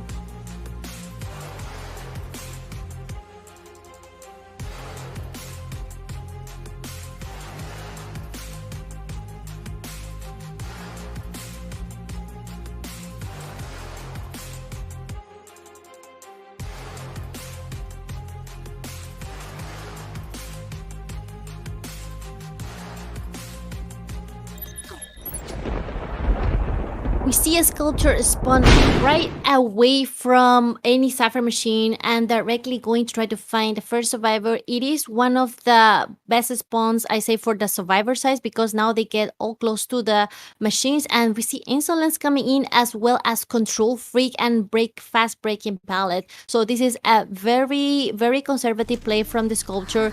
He will be trying to get the first year mark here, and found the priestess at first. He still has two portals. Yes. Still would work with. Yeah, Shrimp has to be very careful because 2 statue hits early on already, forcing him to utilize the portal there. Not really the most long distance, but still able to get that distance, and now forcing him to break that pallet. And we see that he's trying to break that line of sight. Again, utilizing the holy key here just to buy enough time, running the routes, not running into any survivors. But now we see that Yush, you know what, he's been on point so far in his statues, and now able to get his chisel, and now goes for the hit, an early down in the first minute of the game for the side of the Hunter. Yes, we see these machines are starting to make some good progress to 50%. Explorer starting when he already got the 50% base, so that will help a lot in the decoding process, and the patient running away for that from that chisel. We'll see that Mercenary is the ideal one to go for that rescue, but after all, he is sighted, but he's gonna have to buy some extra time, and also to not get 2 status, because a double down will be definitely not a good scenario for the survivors. And at the same time, he definitely doesn't want to rescue too early, because it was a little bit, like you said, only a 1 minute kite around the time. So it is definitely going to be about how much time can the priestess buy on the chair. At the same time, Sculpture is being really proactive in here. You see all those chisels everywhere in the graveyard trying to stop the decoding, and the Mercenary will already reach the chair. He's definitely going for that rescue, but trying to find the optimum time. Has to be very careful. Mercenary, about time is running out, goes for the chair. I don't know, actually gets the hit on the Mercenary. So now we see that the priestess has to move on away here, drops the pallet here just to get that speed boost to transition even more, but almost about to get tier 2 statues. Shrimp, oh my god, getting another hit, getting the perfect statues here. Now Priestess has to be very careful to break that line of sight, trying to just move near the thing, but now we see that she did fall down. I think but when the tram was sandwiching her, just utilize the statues, and now 4 ciphers still remain, so it seems like a tiebreaker might be inevitable here. Amazing teleport on point from the sculpture right against where the explorer will go, and this is going to be immediate kite for the explorer right here. He does got a 50% page on him, so he definitely needs to try to get as far as possible from the Cypher machine, and unluckily there's a basement here, so it's actually a very dangerous place to kite for such a small person as the explorer. And at the same time, the patient is already going another Cypher machine. There's still 4 ciphers in the map, Poch, so I don't think this looks perfect. Oh, yeah, no tram hit just yet. Beloin just buying enough time here. Can he get to the tram? Actually, that would buy him a lot of time. But Yush, can he down him? Oh, right when he was turning the corner, and now the Explorer, the only sole decoder here, will sit on the rocket chair with 49% of the page with him. And while we see Lit is in the area, the Mercenary now being monitored by the chisel, and now utilizing the elbow pad just to avoid these statues, because Yush very on point with his statues thus far. Now moving on away, we do know that one of the survivors, the patient, is at the 2-story building, while the Mercenary might actually have to go for this rescue, just to keep the Explorer away. But now it's going to be kind of tough, because he's about one regular hit and 2 more statues, he will be falling down.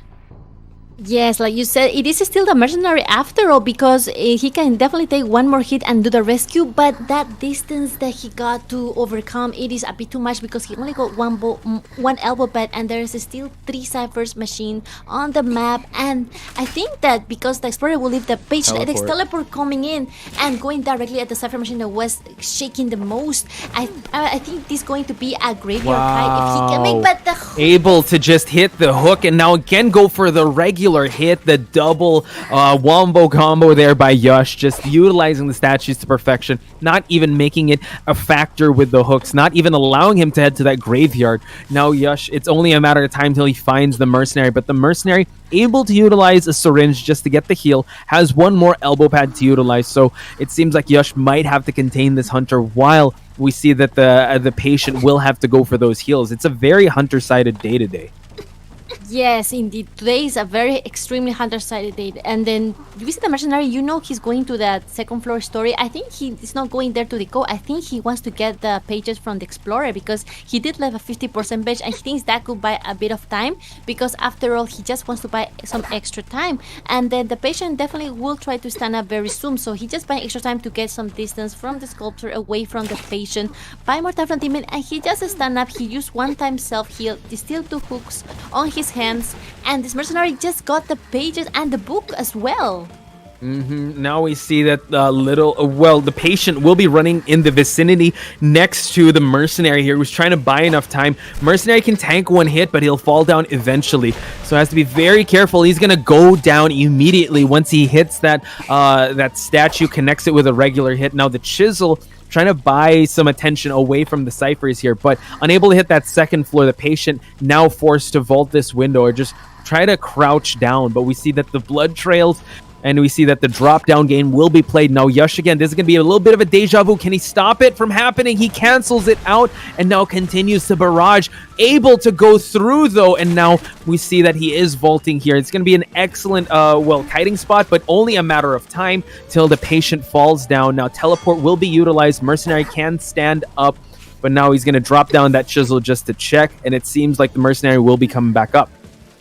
Yes, he just utilized his first heal, so now he really cannot afford to go down unless he wants to try to go heal the patient. But at this point, that with full presence, full fed sculpture, it's going to be very difficult area to kite, and also he hasn't got any other items from him. So I think it's about time for the mercenary to he just got the last chisel and he will eventually go down, and this is going to be a GG's for ZT Yash. 5 points and push. Are we entering a tiebreaker? Yeah, it's 5 points for each team. Tiebreaker will be happening, and I think the analysts in the back, speaking of NTT and Red, they did say that, I think a tiebreaker is inevitable here because ZT's hunters, Yush, not to mention also Kuga, have been 4K consistent hunters. So just an amazing performance, both the sculptor mirror match. I'm excited for this tiebreaker because this could be the potential opportunity for the survivors to shine in this tiebreaker. Yes, CT Josh does brought us a very, very nice display of his sculpture, very scary. And teleport as well, it kind of gives me a little bit flashbacks from COA 4 with Afu's sculpture and teleport in Ever Sleeping Down. So we know that a sculpture with teleport, it is very confident and knows how to counter those cypher machines.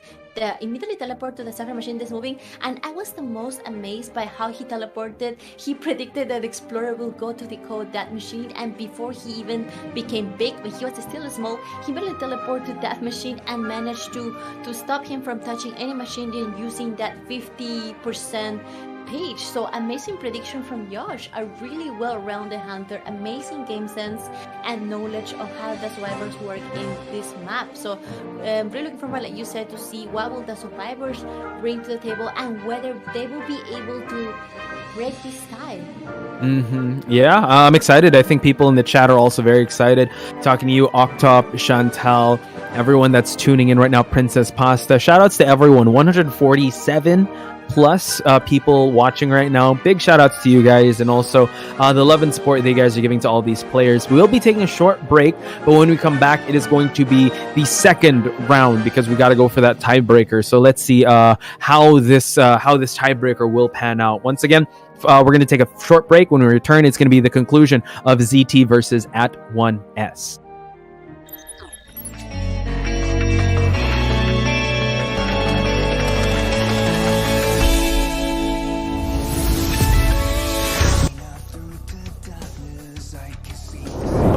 Progress, and we also have Mercenary Cypher, which was the first one that he did. We're going to see a mirror here. That's pretty irrelevant mirror. Even if you're able to get that hit, that is okay. We do see that rescue come off here. Mercenary needs to body block this as long as possible. Blink is on cooldown, mirror is on cooldown, no Tide Turner. That's irrelevant because, again, you can't kill without the mirror here as the Bloody Queen. Mercenary is going to just go around here. They're going to try to take as many hits as possible. Missing that Palisade, Mercenary needs to catch up to the Priestess and be able to body block this next mirror so the survivors can find down these last cypher twos. They have the time to do so, but that's the idea of psychology of healing here, is that you now give yourself enough time. We're going to take 3 a triple body block. Patient gets a drop down hit. That's not ideal here. You have to force attack recovery so you can extend that time as long as possible.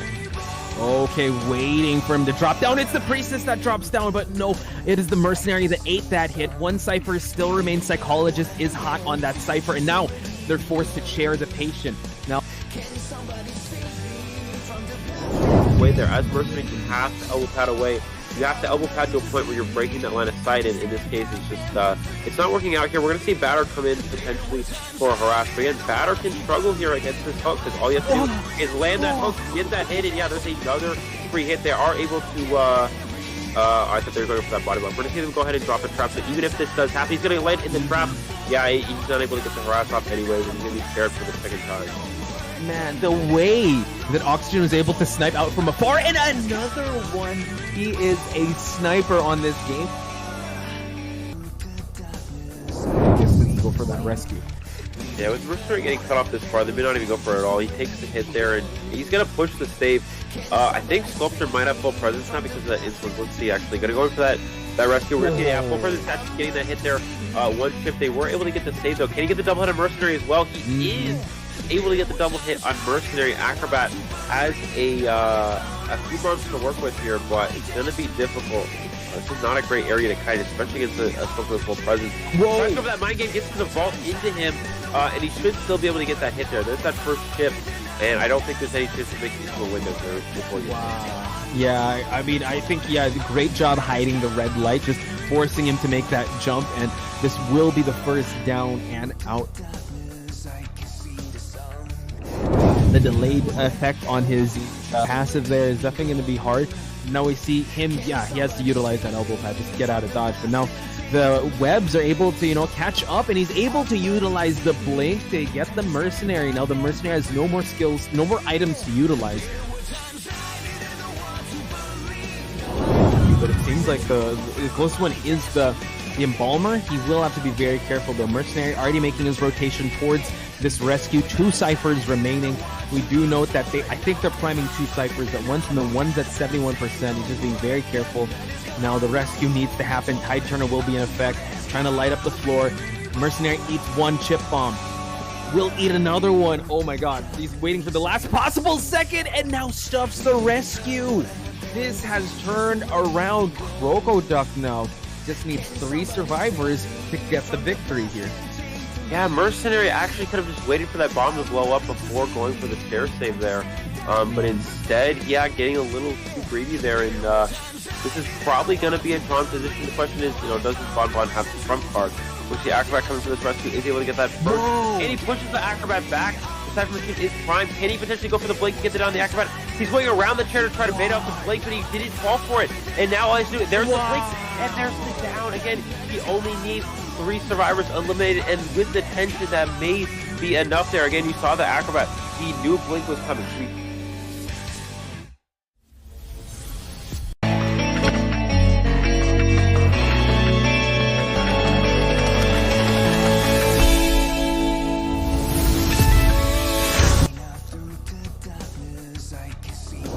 He is a very kiting heavy survivor. Like he has average of 60 seconds every time, and now Capcom going for the bomb here, able to get the last minute rescue, has to eat some of these hits.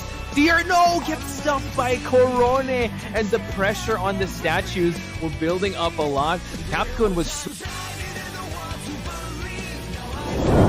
how the Painter gets this rescue done, because it is Mercenary after all. He can buy a lot of time in chair, and we see 2 Cypher machines being looked by the CCTV.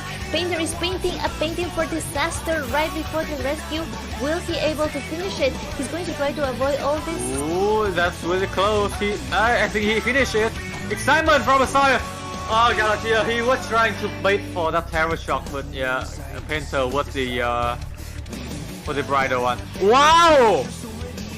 It is going to be a double down for the survivor side, and now the Painter dies right next to the chair, and we see the forward and the Embalmer automatically apply to the nearest survivor. So yeah, every time that he is done.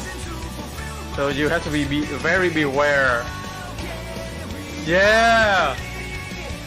He gets Such, all such a top tier play, such a top able to predict where the patient was, but yeah, he is now found and is being sprayed by wax over here, just throwing the character an immediate hit onto the patient, and of course, follow up by a normal hit. Patient is immediately down.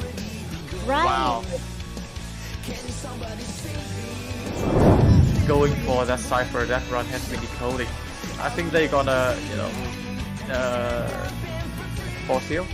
No. There is going to be excitement coming into place to no one will try to get this person. Last minute stun. Incredible, yeah. Incredible stun coming from that forward. And the sniper was just has been off. All the survivors are scattered away.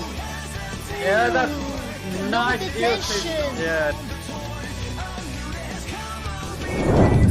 That can rescue and can give that support of a rebound kite, since he does have the tide turner. Now we see that the portal was placed. Has to be careful and not to get double hit here with a flame snipe. Watch out, able to get the hit and gets the terror shock. Disaster. Live.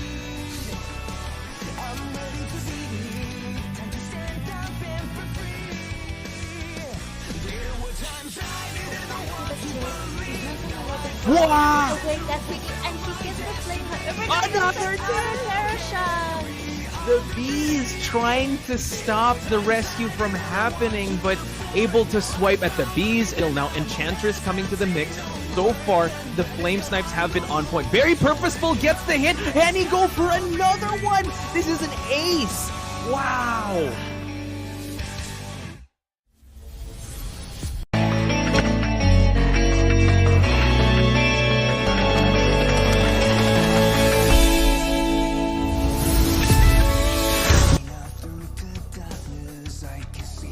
A little bit longer. Wow. Get utilized here from Spy. He's really trying to scare that down. Elbow pad to try to body block in time, and he does not hit the body block. Mercenary looks like he's pushing towards the dungeon. It's open. Yeah, the gate is open. He's gonna mirror. Oh, Holy key, yeah. Freezes with it. There's the holy key. Can he get one time? He gets the hit just in time. What a perfectly timed mirror. A little bit late there, it looks like, and it's going to be a mistime. You can look at that first trip here, though. We should maybe see Cyril come down, drops 3 bombs, gets the hit, and gets the down. And so that's going to be kind of an issue here. We see that first hit on the barmaid here. Can he get a second one? And he does, and he gets another instant. And probably knows that Sky is back there, already forcing him to utilize the elbow pad, and now the terror shock, Eli. Naru has one book available to utilize, and now constantly always looking behind him.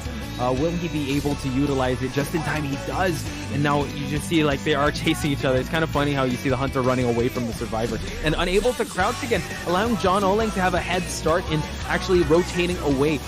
They already popped the cipher, Eli, so now this is they're really pushing for the tie here, but can the novelist kite long enough for him to be able to rotate towards that dungeon area? Yeah, the problem is he does have Blink available, so he should be able to just go for a Blink unless the gate is already open. Wow. It's already open, he goes for the Blink, but he avoids the hit, and he gets the... From the Postman, not yet getting any hit. He just got only 1 bomb there, but he still managed to get away and drag the hunter as far as he can from the battle machines. BoBo is going to get the hit here now? Yeah, I mean, he can, but that's the thing, he doesn't bring Blink. He small range stun from the forward, allowing the Postman to make the rotation. So very, very beautiful there. He's gonna go for another stun! Amazing! That's more than half the ball gone there, but it's worth it because Postman is at 75% damage. He's trying to go for the pallet stun again. The gate is open. I think they know that there's definitely no detention. They can go for the second save since Mercenary still hasn't used a rescue. So Mercenary, if he... Okay. Good evening, detectives. Welcome back to our last day of our group stages of EVA. We're gonna see the tiebreaker match between ZT and S1. Here we are with Hodgepodge and Soy Milk. Yeah, at 1S. Hunter Kwong, shout outs to him. We were just talking to Nell, and he kind of gave us a history lesson of ZT. ZT, flawless team in the NM Fam Open tournament in June, July. It was 2021. Back-to-back champions is ZT. They have never been 4K'd until today, even though this is a match just to determine the first place spot. That is definitely something that At1S can put in the resume. So beautiful performance by At1S, but you know what? ZT's Hunter definitely said that they could do the same, and we saw Yush do exactly that with the same Hunter in Sculptor. So now I think the picks and bans are going to happen. We're going to play this one again, but if they get one survivor out, just one, we're going to compare survivor escape times. But if it's going to be a 4K, we're going to compare Hunter escape time. So it's still left up to chance here if ever it's going to go to that, or if it's going to be a decisive victory. We are going to go to Moonlit River Park with more bans. Yes, Kuong just show us the power he got in his sculpture, but now this is going to be like a different map to play in. Moonlit River Park, such a big map, so you definitely need a hunter that can go fast from one side of the other, or maybe just bring teleport to counter that distance that the survivors can buy. And at the same time, the survivors should we see already that respect bands coming in for Kuong from the survivors. We see the breaking wheel and the spider, so this is definitely a knowledge that the survivors have done the homework about Kuong, trying to counter the breaking wheel, because the breaking wheel is the type of hunter that could definitely make those big spaces seem small with the power of the wheel. And then we see the band phase coming in from Kuong, the seer and the priestess focus bands, because these two survivors can one the vision and other the portals that can go across the match, and we only need one long distance portal at the end of the match to get that survivor out that could make. So it seems like also that yeah, exactly, just for the tandem of the seer and the priestess. But now we are seeing the forward and the patient again. Patient in this map, there's a lot of good spots. I'm actually surprised they didn't go for the acrobat first, but yeah, I guess it's more of a preference thing. So we have to just wait and see who else they'll be picking. They do love their stunners, that's why they're able to at least secure that forward. Note that the mercenary is banned as well, so that's actually a really strong international lineup. But like you said, so there's not much decoders, but knowing ZT, I don't think they prioritize decoders too much, but they are going to go with a magician. They did bring out magician before, and it was MX, so not two MXs. We're going to see only one MX on a magician and an entomologist to round up the four-person survivor lineup. Yes, they definitely need to round up the decoding and wrap it up. And I think the magician seems really perfect for this spot because he has a very good decoding speed. And I think since Kuong just showed us his sculpture in Ever Sleeping, I am thinking that he might bring again sculpture since it wasn't banned. However, though, don't you think this is a little bit risky for the survivors that they didn't ban the sculpture in the first place? So yes, you have to consider also I was gonna say Geisha could come in because that's another hunter that's really good here. But I think knowing that they're able to, they knew what to anticipate. But if you look at the lineup though, Shadow could definitely kite for a while. We have the bees also to mitigate the dash of the Geisha. Run has to be very careful when it comes to utilizing the hooks, because the hooks could definitely be countered by the dash of this Geisha. While forward, again, I think every hunter could fear that forward. So Kuong is going to have his hands full here. He's going to have to be very careful with who he chases first. We've seen how on point he was with the statues. Now let's see how on point he is with his butterflies.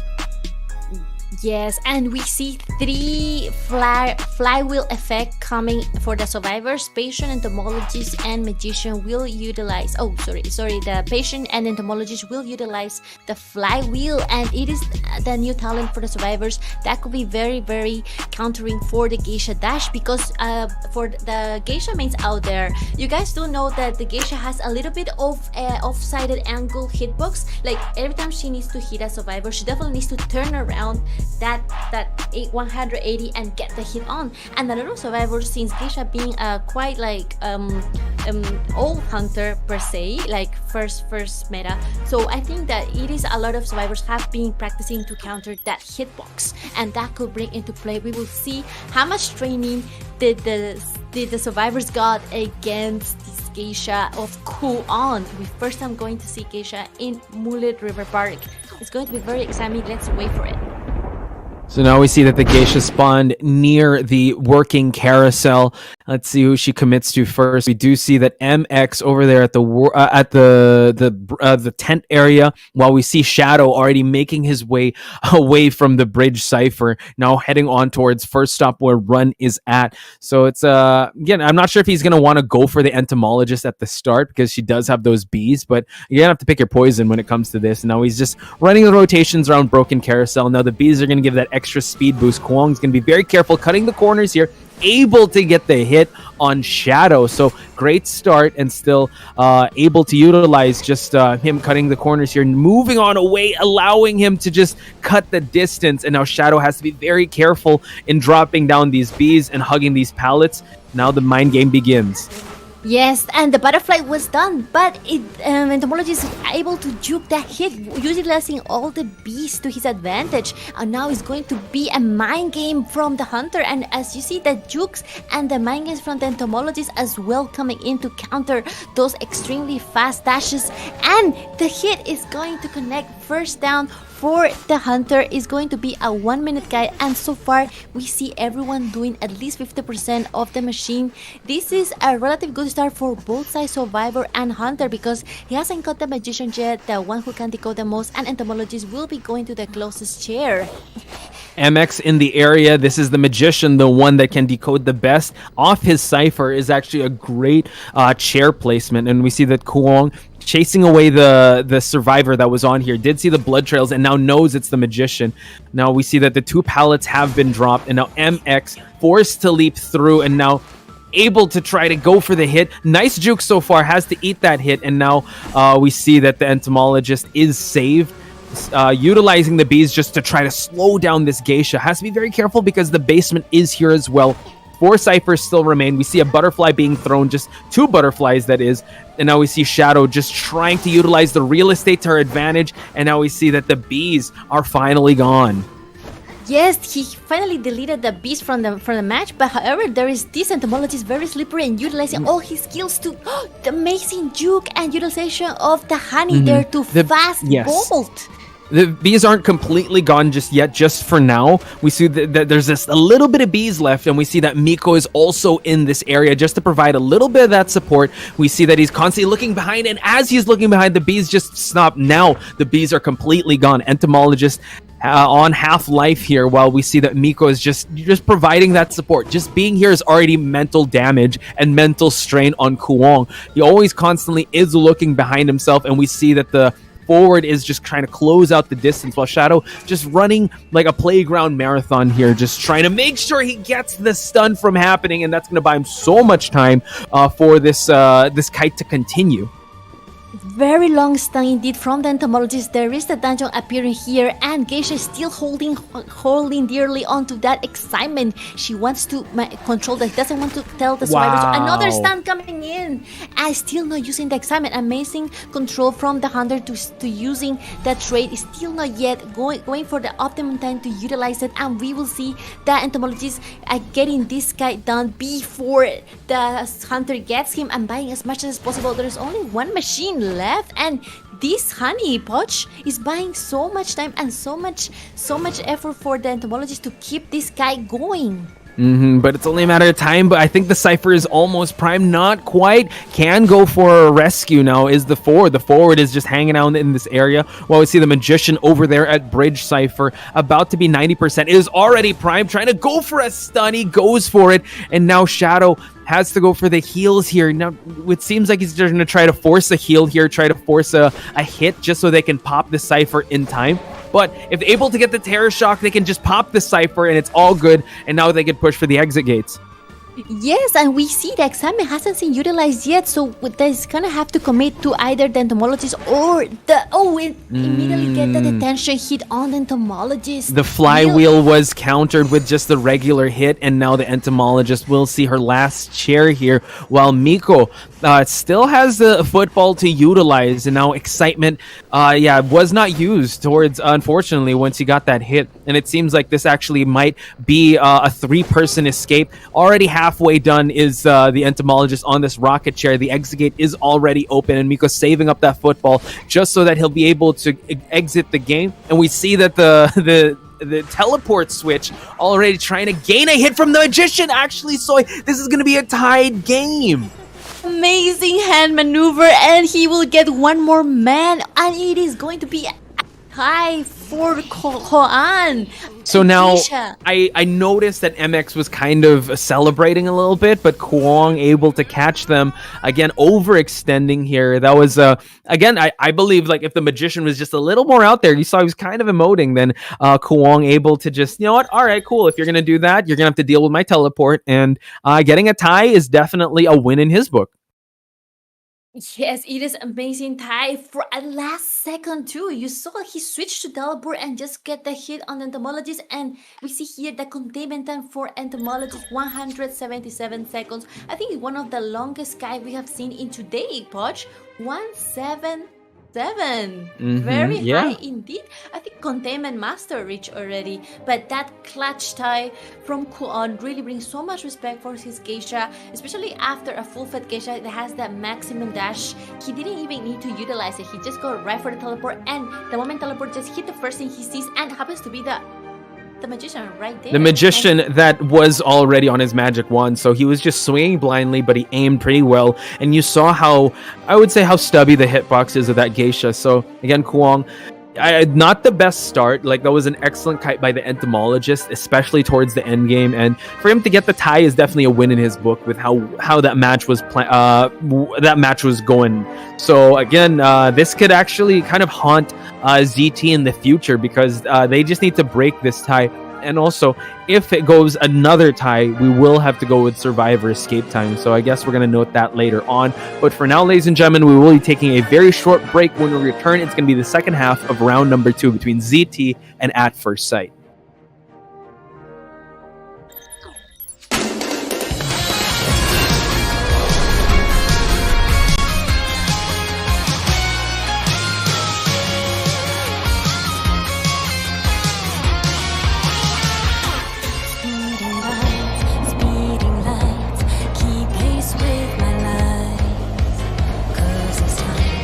For you and me to leave it all behind. Speed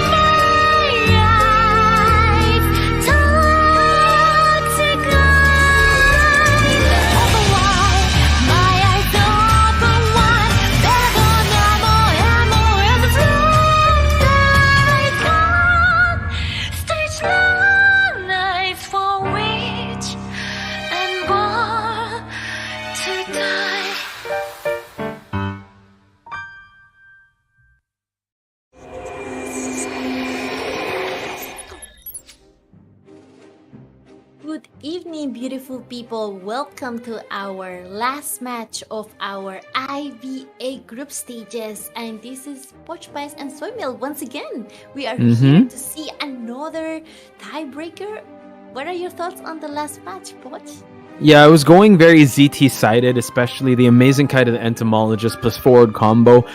Just the last possible second, he was able to, steal another survivor out of the exit gate, being the magician. A little overextension on the magician side. A lot of people in chat were kind of freaking out because they thought ZT was going to be able to get at least a 3-person escape, but that's how the game is played. And At1S is cool and able to get a tie. Actually, it's we're all tied up. We just need to get At1S just needs to get needs to just win this match. If they're able to get 3 survivors out in any time possible, that's great. Another win scenario is that if they're able to beat the time of 5 minutes 18 seconds, that's the escape time of ZT. If At1S can do that, they can get a victory. But we do note that I think Yush will be the hunter still, and I'm still excited to see what else he can bring to the table, because so far we've just seen Kuga. Yes, and it's still going to be Mulder River Park, a very big map, and I think the Geisha was perfect counter to this big map with the super big dash and also the teleport that she brought in. I'm talking about the last match we saw. I'm still impressed by the amazing maneuver of the entomologist kite, but I'm pretty sure that a lot of the survivors about this that know this meta well and know Geisha before was a meta too, so they kind of know about how to kite her. And we'll see the first 2 bans coming in from the survivors. There's going to be 2 respect bans for City Yacht Hunters, which is Breaking Wheel and Sculpture. Very, very well doing the homework there for countering Yash. Sculpture and Breaking Wheel, which actually can be really good in a map like Mulder River Park, where you need a lot of arms, a lot of sculpts, and a lot of wheels there to help you get to the survivors faster. And the first focus ban is for the mechanic, I see, for the survivor side. I think a mechanic as the first ban, it is very safe because you definitely want to counter decoding speed. Next one is going to be the Priestess ban. The Priestess ban is, I think, a must ban for this map, especially if we don't want to see those big spaces becoming less and less easier to teleport for the survivors. Yes. Like you mentioned at the start, you definitely don't want to have the Priestess come in and just support a survivor from across the map. And the mechanic ban is definitely something that you want to be able to not have, because the mechanic not only adds an extra body, but they can opt for that tie. And I don't think Yash wants a tie situation to happen, because they could just sell out the mechanic and get 3 survivors and just go for the faster escape time. That's another win condition that they want to eliminate. Now, it brings open Mercenary, Forward, Seer that they could possibly utilize in this map. Might be, actually, you know what? He might actually also go for a Geisha if ever, because of how this picks are going.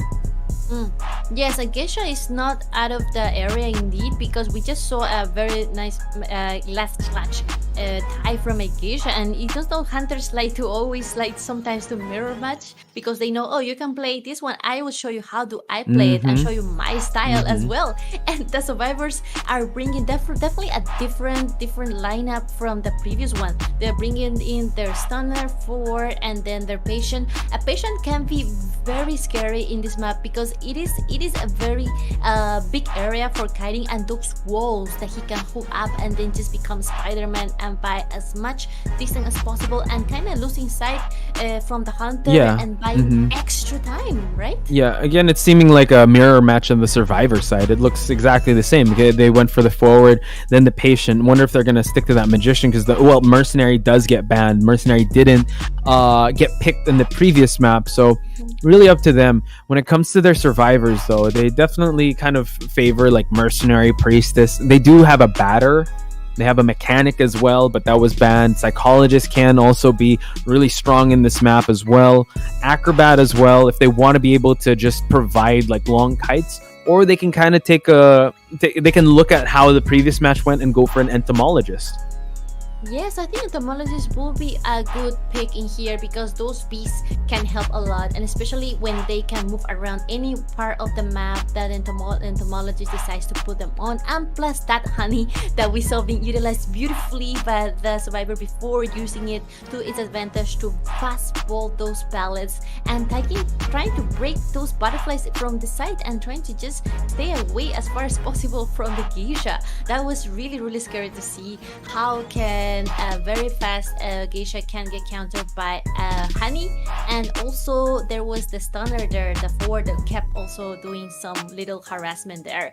But at the end of the day, we do need to see some decoding progress on this lineup, and I think that a good decoding type will be, like you said, psychologist. And the other one, magician, is not out of the table because it is the new better perfumer, or so as they call it nowadays, because it brings 3 wands and decoding progress is really, really good. Oh, we see Explorer instead. Wow. I'm not sure if I agree with the Explorer, because like last time they brought the Explorer out, yes, I understand it was a big map, but you just saw how Yush was able to just shut it down. So now, and a Painter, interesting. They really want to force excitement away from the Hunter. So this is definitely something that Yush will have to consider going back to the drawing board, because his Sculptor is not in the mix. We're going to go with a Bonbon. So if and only if they want to sell someone out, they can go for that, especially if they're able to get like 2 ciphers remaining. That is definitely on the table for them. And I really want to see also the Persona build, if he's going to bring Detention. Definitely has to bring Teleport, because moving around in Bonbon in this map is definitely not the easiest task. It's like you're walking on mud. And even if they're going to bring any Flywheel, because we've seen in the previous matches that Flywheel could definitely counter the hits, the bomb hits of this Bonbon. Yes, indeed. It's going to be a dilemma for this Bonbon whether to choose Teleport or to choose Excitement to counter that painting. So it's going to be a bit... And forward, sorry. So yeah, and yes. Flywheel Effect. We see Flywheel Effect being utilized? No, not this time. No Flywheel Effect, unlike the other team. But two tides. And Kiting Containment could be the best for the patient because he got broken windows, as well as for the Explorer. Actually, in this map, Explorer breaking broken windows is actually not a bad idea, because once he evolves, he can just speed boost and then become small once again, making it almost impossible for a hunter that can spot him right away. Also, as Explorer main, I know that I always bring a never mind. The thing Flywheel? No, Flywheel. The one that it makes your steps disappear. So when Airwalk, right? but it was Airwalk. replaced, right? Because that was the 12 build. Yes. Mm-hmm. Anyway, let's get right into Muller Park. This is one of the 2-story building. It is one of the best cutting areas for the survivors, and luckily none of the survivors happen to be spawned in this area. And we see that Josh hasn't get the ear yet, and the build is going to be 12 and 6, a Bonbon with Detention. Very interesting. Yeah, again, accounting for that late game, because if someone's gonna sacrifice a survivor, it's he wants to rely on that Detention, and it seems like Shrimp will be taking this first kite here at the 4th stop. Will Yush choose to commit?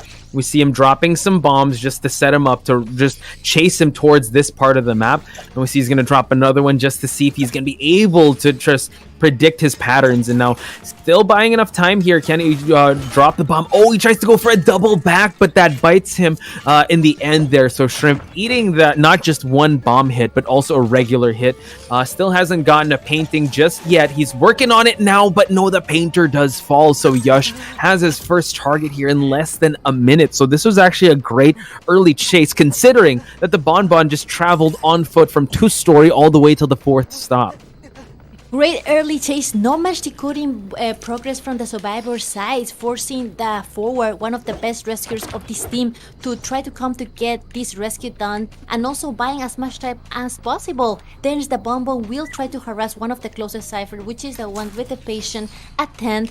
We get a very dangerous situation from the survivor. It is the painter after all. He can be rescued a bit late. Wanted order on patient now, so that's he's definitely keeping tabs on that patient since he's the closest, and now he's not going to tell if the forward is in the area because it's the patient that is giving that tinnitus. We do note that the forward isn't going to go for that rescue. Probably when the patient pops this Cypher, he's just going to run away because it's definitely going to be too hard for him to go for this rescue. We do see that he's not spamming bombs here, but these bombs will definitely keep this this painter in check before he's able to leave. And you want to be, as a painter, you want to get rescued at the start. Now teleporting straight towards the patient, excellent move before the Cypher was able to pop. Not sure if they're going to go for this rescue, but now the patient is taking this next kite.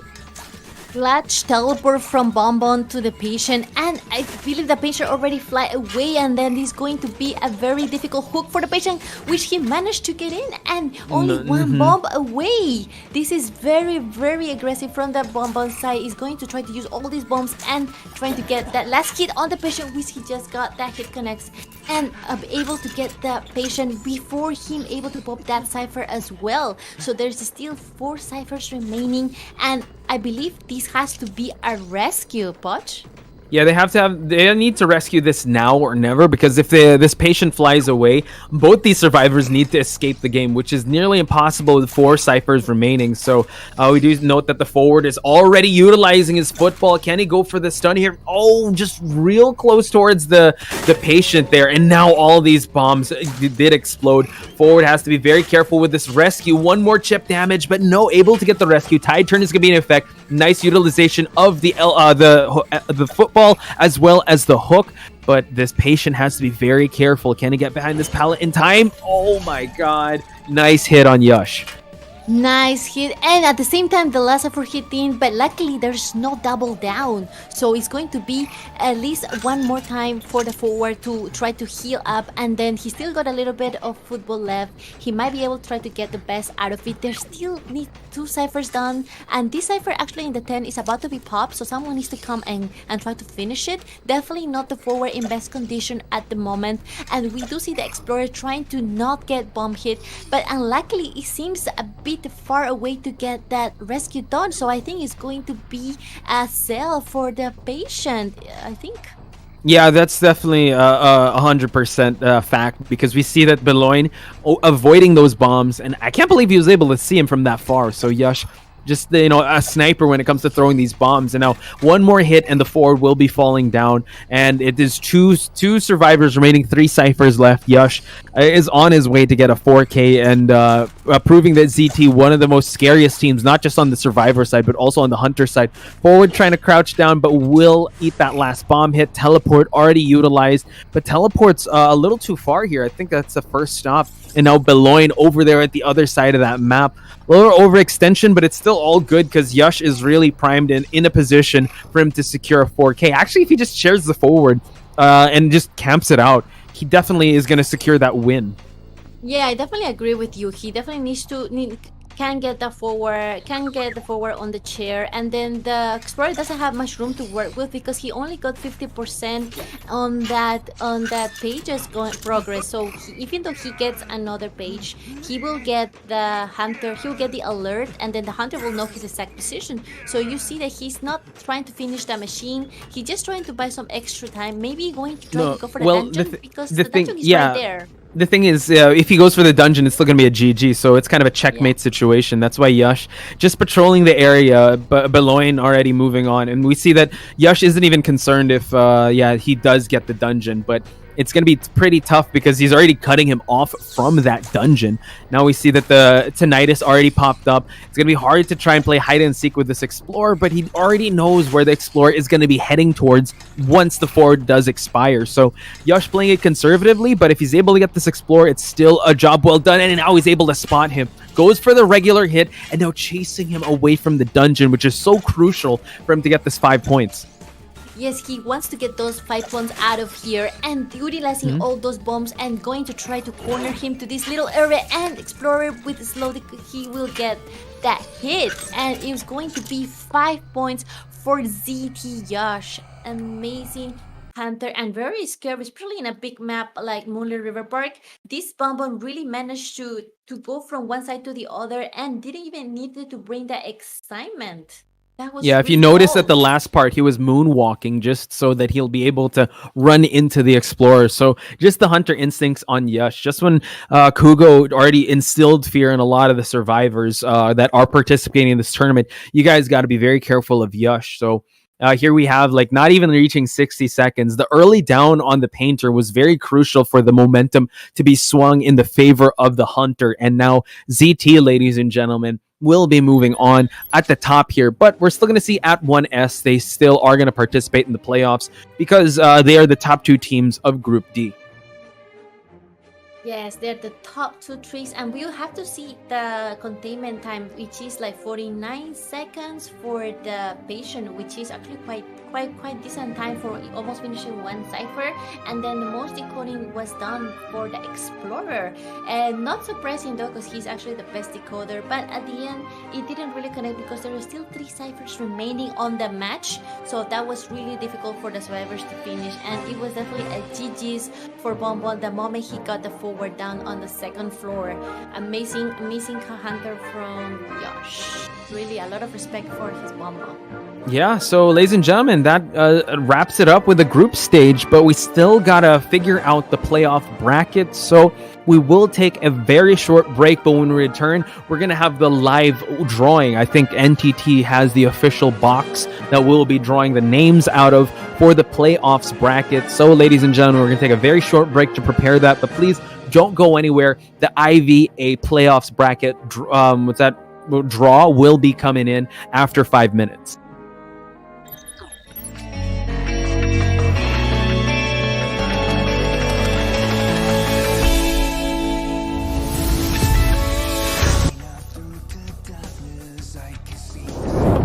Progress, and we also have Mercenary Cypher, which was the first one that he did. We're going to see a mirror here. That's pretty irrelevant mirror. Even if you're able to get that hit, that is okay. We do see that rescue come off here. Mercenary needs to body block this as long as possible. Blink is on cooldown, mirror is on cooldown, no Tide Turner. That's irrelevant because, again, you can't kill without the mirror here as the Bloody Queen. Mercenary is going to just go around here. They're going to try to take as many hits as possible. Missing that palace, and Mercenary needs to catch up to the Priestess and be able to body block this next mirror so the survivors can fire down these last cypher twos. They have the time to do so, but that's the idea of psychologist healing there, is that you now give yourself enough time. We're going to see a triple body block. Patient gets a drop down hit. That's not ideal here. You have to force attack recovery so you can extend that time as long as possible.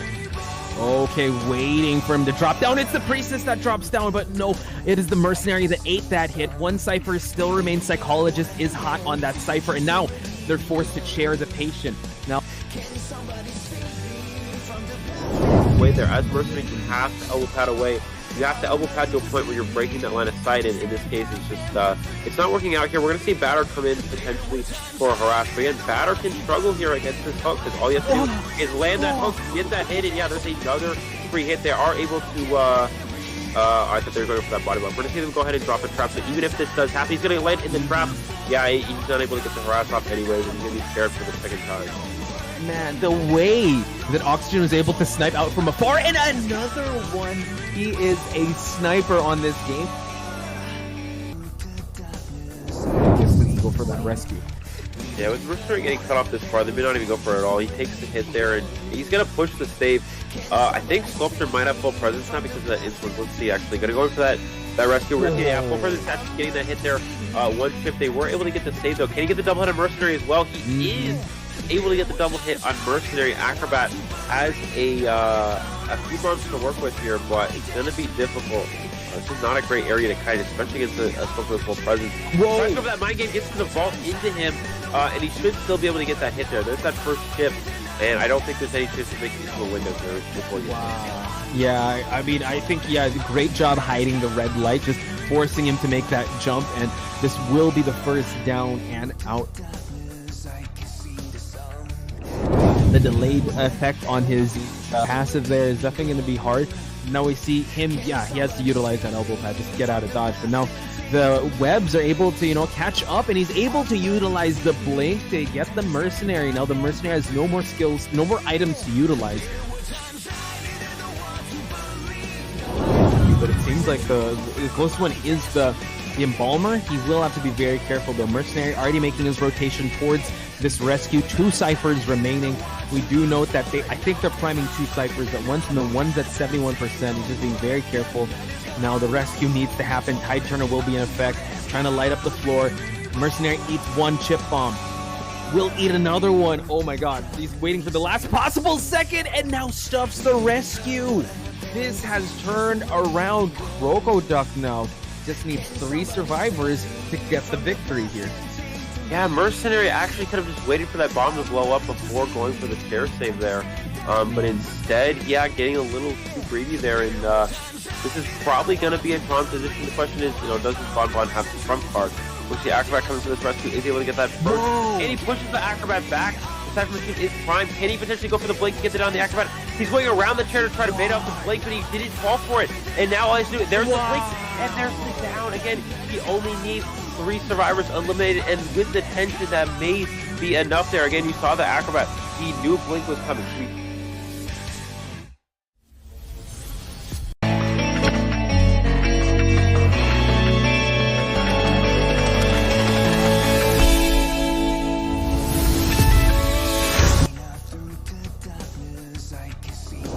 He is a very kiting heavy survivor. Like he has average of 60 seconds every time. And now Capcom going for the bomb here, able to get the last minute rescue, has to eat some of these hits. Fear, no, gets stuffed by Corone, and the pressure on the statues were building up a lot.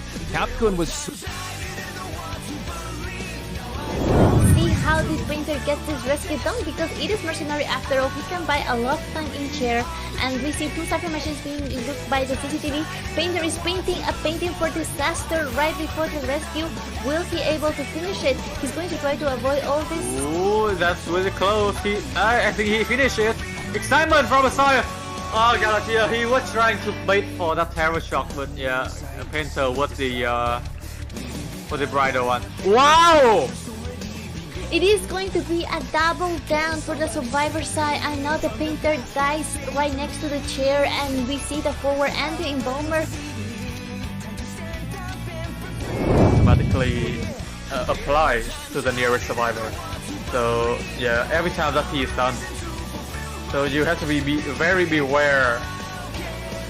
Yeah, he gets all such a top tier play, such a top able to predict where the patient was, but yeah, he is now found, and is being sprayed by wax over here, just throwing the character an immediate hit onto the patient, and of course follow up by a normal hit. Patient is immediately down.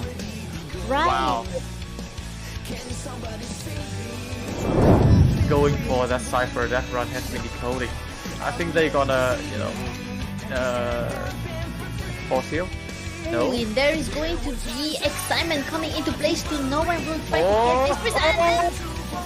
Last minute stun. Incredible, yeah. Incredible stun coming from that forward. And the sniper has been off. All the survivors are scattered away. Yeah, that's nice. Yeah.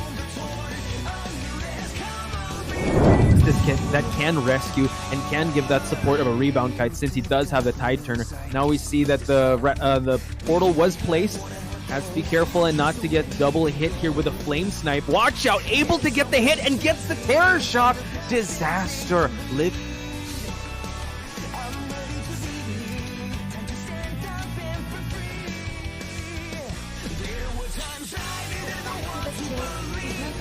Wow! And he gets the flame. Another terror shot. The bees trying to stop the rescue from happening, but able to swipe at the bees. Now Enchantress coming to the mix. So far, the flame snipes have been on point. Very purposeful, gets the hit, and he go for another one. This is an ace. Wow.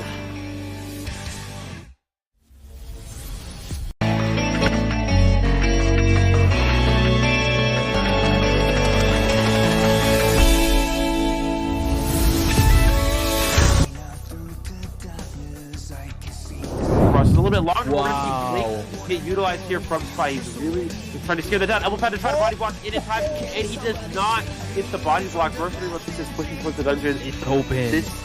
The gate is open. He's gonna mirror. Oh, does he see the Priestess with it? There's the holy key. Can he get one time? He gets the hit just in time. What a perfectly timed mirror. bit late there, it looks like, and it's going to be a mistime. You take a look at that first trip here, though. We should maybe see Cyril come down, drops 3 bombs, gets the hit, and gets it down. And so that's going to be kind of an issue here. We see that first hit on the barmaid here. Can he get a second one? And he does, and he gets another instant. And probably knows that Sky is back there, already forcing him to utilize the elbow pad, and now the terror shock, Eli. Naru has one book available to utilize, and now constantly always looking behind him. Will he be able to utilize it just in time? He does, and now you just see like they are chasing each other. It's kind of funny how you see the hunter running away from the survivor and unable to crouch again, allowing John Oling to have a head start in actually rotating away. They already popped the Cypher, Eli, so now this is they're really pushing for the tie here, but can the novelist kite long enough for him to be able to rotate towards that dungeon area? Yeah, the problem is he does have Blink available, so he should be able to just go for a Blink unless the gate is already open. Wow. It's already open. He goes for the Blink, but he avoids the hit, and he gets the... The postman not yet getting any hit. He just got only 1 bomb there, but he still managed to get away and drag the hunter as far as he can from the Cypher machines. Do you think BoBo is going to get the hit here now? Yeah, I mean, he can, but that's the thing, he doesn't bring blink. He slow range stun from the forward, allowing the postman to make the rotation. So very, very beautiful there. He's gonna go for another stun! Amazing! That's more than half the ball gone there, but it's worth it because postman is at 75% damage. He's trying to go for the pallet stun again. What in the world? NTT is joining us because he is the official bearer of... Zoom it in, NTT. Zoom that in. The very official IVA. Look at that. Sponsored by IVA NetEase. Big shout outs to Siler. Siler messaged you, right? He sent that to you all the way to Vietnam. Yeah. Send that over. That so NTT. pretty shitty though. hey, man, it's official. Hey, NTT, would you like to explain what we're about to do now? So we're gonna be pulling all the top 8 teams from each bracket to the playoff stage. So again, we're gonna see the top 18 in the bracket, which is going to be NM and okay. Can we switch to the? There we go. There we go. We're gonna have NM Noir, and for Would be gonna be Little Dragon and OmeZ, and exciting game. Actually, surprising to see Scout at the first place in Group C. Oh yeah. Now showing you excitement. Yeah, a little too soon in the excitement.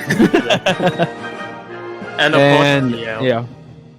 course, Group D with ZT and At1S. So let's get. So the first person you're about to draw is going to be at the. Yeah, we're gonna have a visual aid of that in a bit. Yeah, we can see the playoff bracket in any seconds now.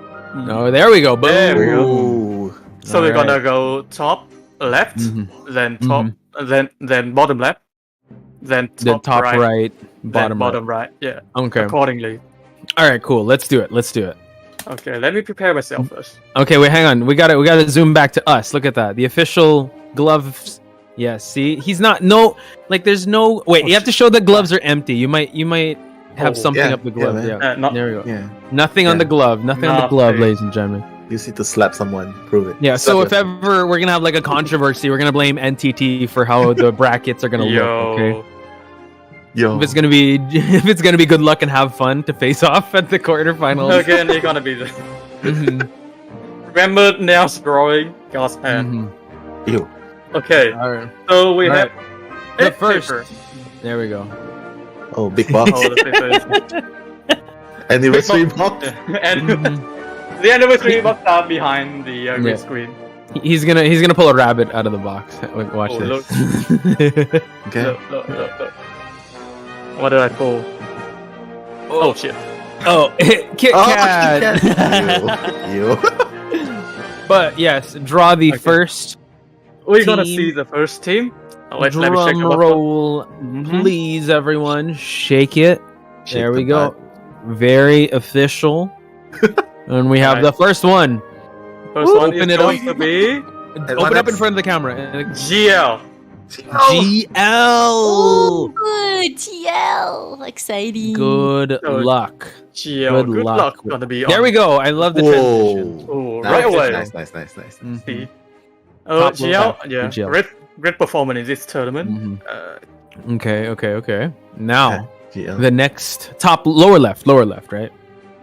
It's gonna be Ooh. lower left. Yeah, just Okay. flowing on the paper for good luck. Nice. All right. Next draw in the very official IVA box. It's going to be Mhm. at first sight.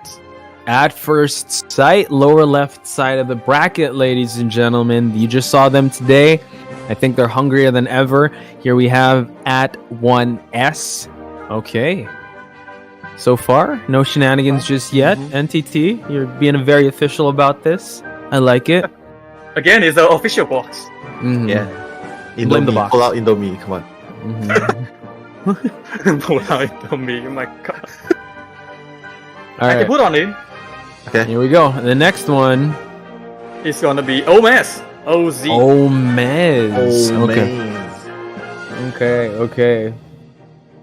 So it seems like okay, GL. Everything going according to plan. Let's see. I just want the four to be picked, and then we're gonna start to see some matches. Then the predictions are definitely gonna come in. But yes, the next one. I can't So feel far, anything with this glove. So far, no NM, no NR. It's gonna Who's be this? Scout SC. Scouts. Oh, Wow. interesting. Scouts coming in at the lower right. Scouts, right? Lower right. Lower You right. pull so good. Wow. There we go. Because he has the gloves on, dude. He's a professional. Professional paper polo. Yes. Yeah. I think next year in COA 6, he'll be NTT on stage. He just has to tie his hair, and he'll be the guy mixing the fishbowl with a glove Yeah, I'm gonna put all the Japanese team into one bracket. in one bracket. I knew it. It was you. Oh It my was god. NTT. Okay. It was me now- all along. It was Oh, you. so what's interesting to know is that NM and NR aren't going to face each other because they're separated for now. That's the only teams you haven't pulled yet, but everyone else in Group B, C, D, there's some representation. So let's see who's going to be the first one to face GL. First Cool. match. We Of just the day. talk about them. It's gonna be Noir. Noir versus Whoa. GL. That's going to be a power packed match. So that's going to be top left side of the bracket. So that's going to be the first match of tomorrow, right? Or Yeah. we'll figure out the schedule. Yeah, So actually. wow. Wow. It's gonna be Noah versus GL. Again, we just say that Noah has the most point in the group stage with 21, and And I'm behind following with 20, right? Yeah. with 20. Okay. Again, checking the box. Note that NM is also the team that has never faced a loss. Same with ZT, but NM never faced a tiebreaker too. So I'm excited to see where NM would be coming in. But we still have a lot to look forward to. It's Who we gonna got? be ZT 02. ZT versus @1S. Mhm. Okay. So ZT. Oh my god, the winner of those. Ooh, that's going to be power packed. So it could be. Oh, I could see it happening now. Semifinals is going to be heated. Wait. Yeah. We cannot put ZT with @1S because They just technically face each other. Yeah. they just face each other. So ZT has to go against OmeZ, the next bracket. Oh, Right. yeah. Yeah, they that's true. cannot That's face true. together. Do you want me to reshuffle? No, don't reshuffle. You already drew No, ZT. Yeah, you so- already drew ZT. So Alright. ZT versus OmeZ. Yeah. Mhm. Alright. Yeah, same like COA. They Yeah, won't face same. each other. Yeah, group stage can't face each other. Yeah. But it makes sense. We just saw that match. So Yeah, we just did. Mm-hmm. So yeah. it's So gonna- change so the one you're to the one you're gonna draw now is gonna face @1S, right? Yes. Exactly. Yes. Okay. All right. Cool. All right. Cool. Next. No doubt. Go back to the screen. Go back. You to go the- back to us. Yeah. Then transfer ZT to OmeZ. Yeah. Okay. NTT, don't put your hand in the box just yet, man. It's not official. Oh, he's double gloving. Another glove. The Double two protection. gloves. Uh-oh. Look at this guy. If he shaves his head, he's gonna be Hitman, dude. So professional. Look at that. Alright, Look at this let's guy. go. Okay, back to the caster desk. Let's see So the next one, official. we still Two need glove. Double 2 pin. gloves. 2 teams left, by the way. 2 teams left. Okay. Oh, he's getting in there. He's getting in there. I'm getting in there. Dig deeper. Who we got? Who we got? Who we got for @1S? It's going to be Little Dragon. Little Dragons versus @1S. Okay, so let's we can actually round this out because the last team to draw is NM.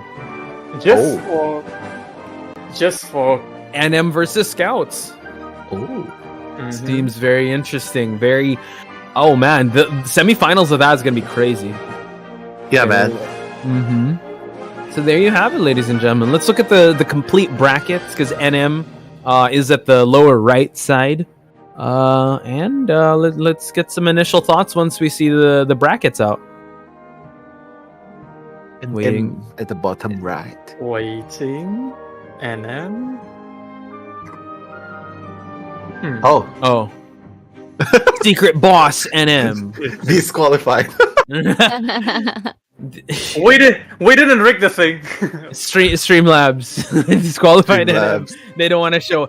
But just use your imagination, ladies and gentlemen. Put your imagination caps on. Scouts will versus NM. There we go. There we this go. is Okay. the complete bracket. Take a screen cap of it. So, Nell, while you're still here, talk us through your thoughts and the schedule for tomorrow. To be honest, all of the teams that made it to top 8 are definitely very formidable. Of course, before we continue, I just want to say congratulations as well to all the teams that have made it to the group stages. They fought the hard battle, and we've seen so many highlights and so many interesting character picks. So thank you so much again, all the teams. And please do come back for the June edition because we are having a lot of good responses. So please come back for the June edition. But moving on to the tournament brackets, I would say GL versus Noir, @1S versus Little Dragons, OmeZ versus ZT, and Scouts the first in their group versus Sing NM as well. I would say all of them are potentially a finals game. Yes. Yeah, potentially all of them are finals game. GL versus Noir, oh my god, the half of the champions of GH versus Sing Noir, also a finalist of the C qualifiers. Definitely very, very exciting. So I'm just gonna pass this back to the casters desk because they will have more to say about these teams because they have been the ones casting as well. So back to you guys. Okay, thank you Yeah. for the passing it back to us, Nell. I did hear that GL's they're gonna actually be GH now. I'm kidding. Imagine if They they did can. that. Technically, they can swap players, but we'll just see how it goes because Oof. technically. Hey, but GH versus Noir, call back to IVC 2021. That could definitely happen. This is definitely really power packed, especially with the lineups. Really can go. You cannot miss this weekend, ladies and gentlemen. Semifinals are on Saturday, and then we're gonna battle for 3rd place and finals on Sunday, I believe. And now we're done with best of ones. It's gonna be best of 3s. Let's go. It's gonna be best of 3, which means more characters to be picked and more meta. More characters to be banned. More characters to be banned. See more in the jail, like Samuel will usually say. Exactly. Samuel, Samuel, you have any opinions? Yes. Yeah, actually, like Post by says, throwback to IBC. I really watched IBC before, so I'm really looking forward to seeing Noir. Looking forward to that because they really were almost about to go into COA and things happened, and now GA is gonna face the old champions as well, and half of the old champions, like you guys said. And then I'm really expecting to see some really good coming from NM team as well. We see first GL versus Noir. We are not talking about the others, right? Wait, no, we're seeing all the matches. Yeah, we tomorrow. are. Let's talk about others. Again, now- something to say. Little Dragon has Sneaky Inside, which was the hunter for Love. Oh my god, yeah, and it's which Love's is the team. other half. Yeah. Whoa, that's gonna be Whoa. crazy. Okay, yeah, that's gonna be crazy because Sneaky made her name in Team Love, and @1S is Love's sub team. So there's a bit of a lore battle going there. I would have to say OmeZ versus ZT. It's going to be a battle of the hunters. Disaster versus either Kuga or who we just saw, Yush, just Yeah, now. Yush. So That's gonna be a good one. And Scouts versus NM. Shout outs to the Pinoy team that was able to make it here versus NM, one of the powerhouse teams. One will, and honestly, this is, if Nell's still listening, this was actually the practice match that he tried out to test out the connection. Yeah, that's true. That's true. Mhm.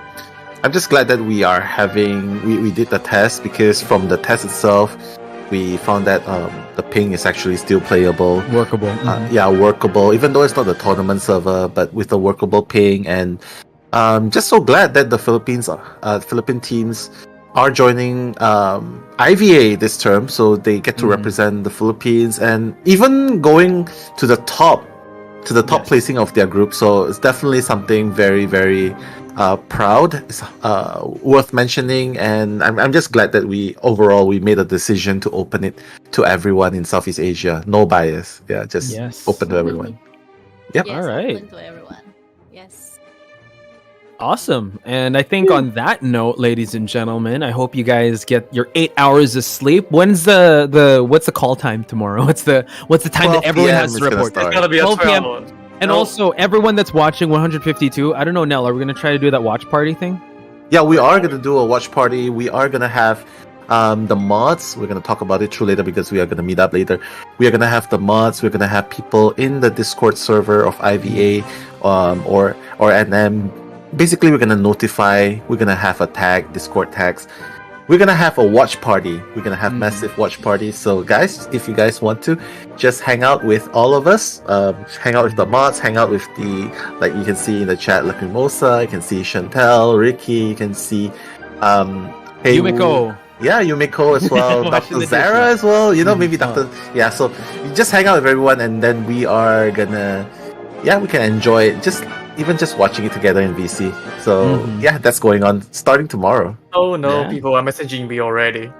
Oh, let's go. Oh no. Let's go. Slide into entities DMs. Oh my Let's gosh. go. Okay. So on Don't that blame note, me. I knew it. You're going to at NTT if you don't like the brackets, ladies and gentlemen. So anyway, on behalf of everyone here, NTT, Soy Milk, Nell, Red, everyone, the mods in the back, thank you guys so much. Tune in tomorrow at 12 noon, same time, same place for the semifinals of IVA. So we'll see you guys tomorrow. Good night and take care.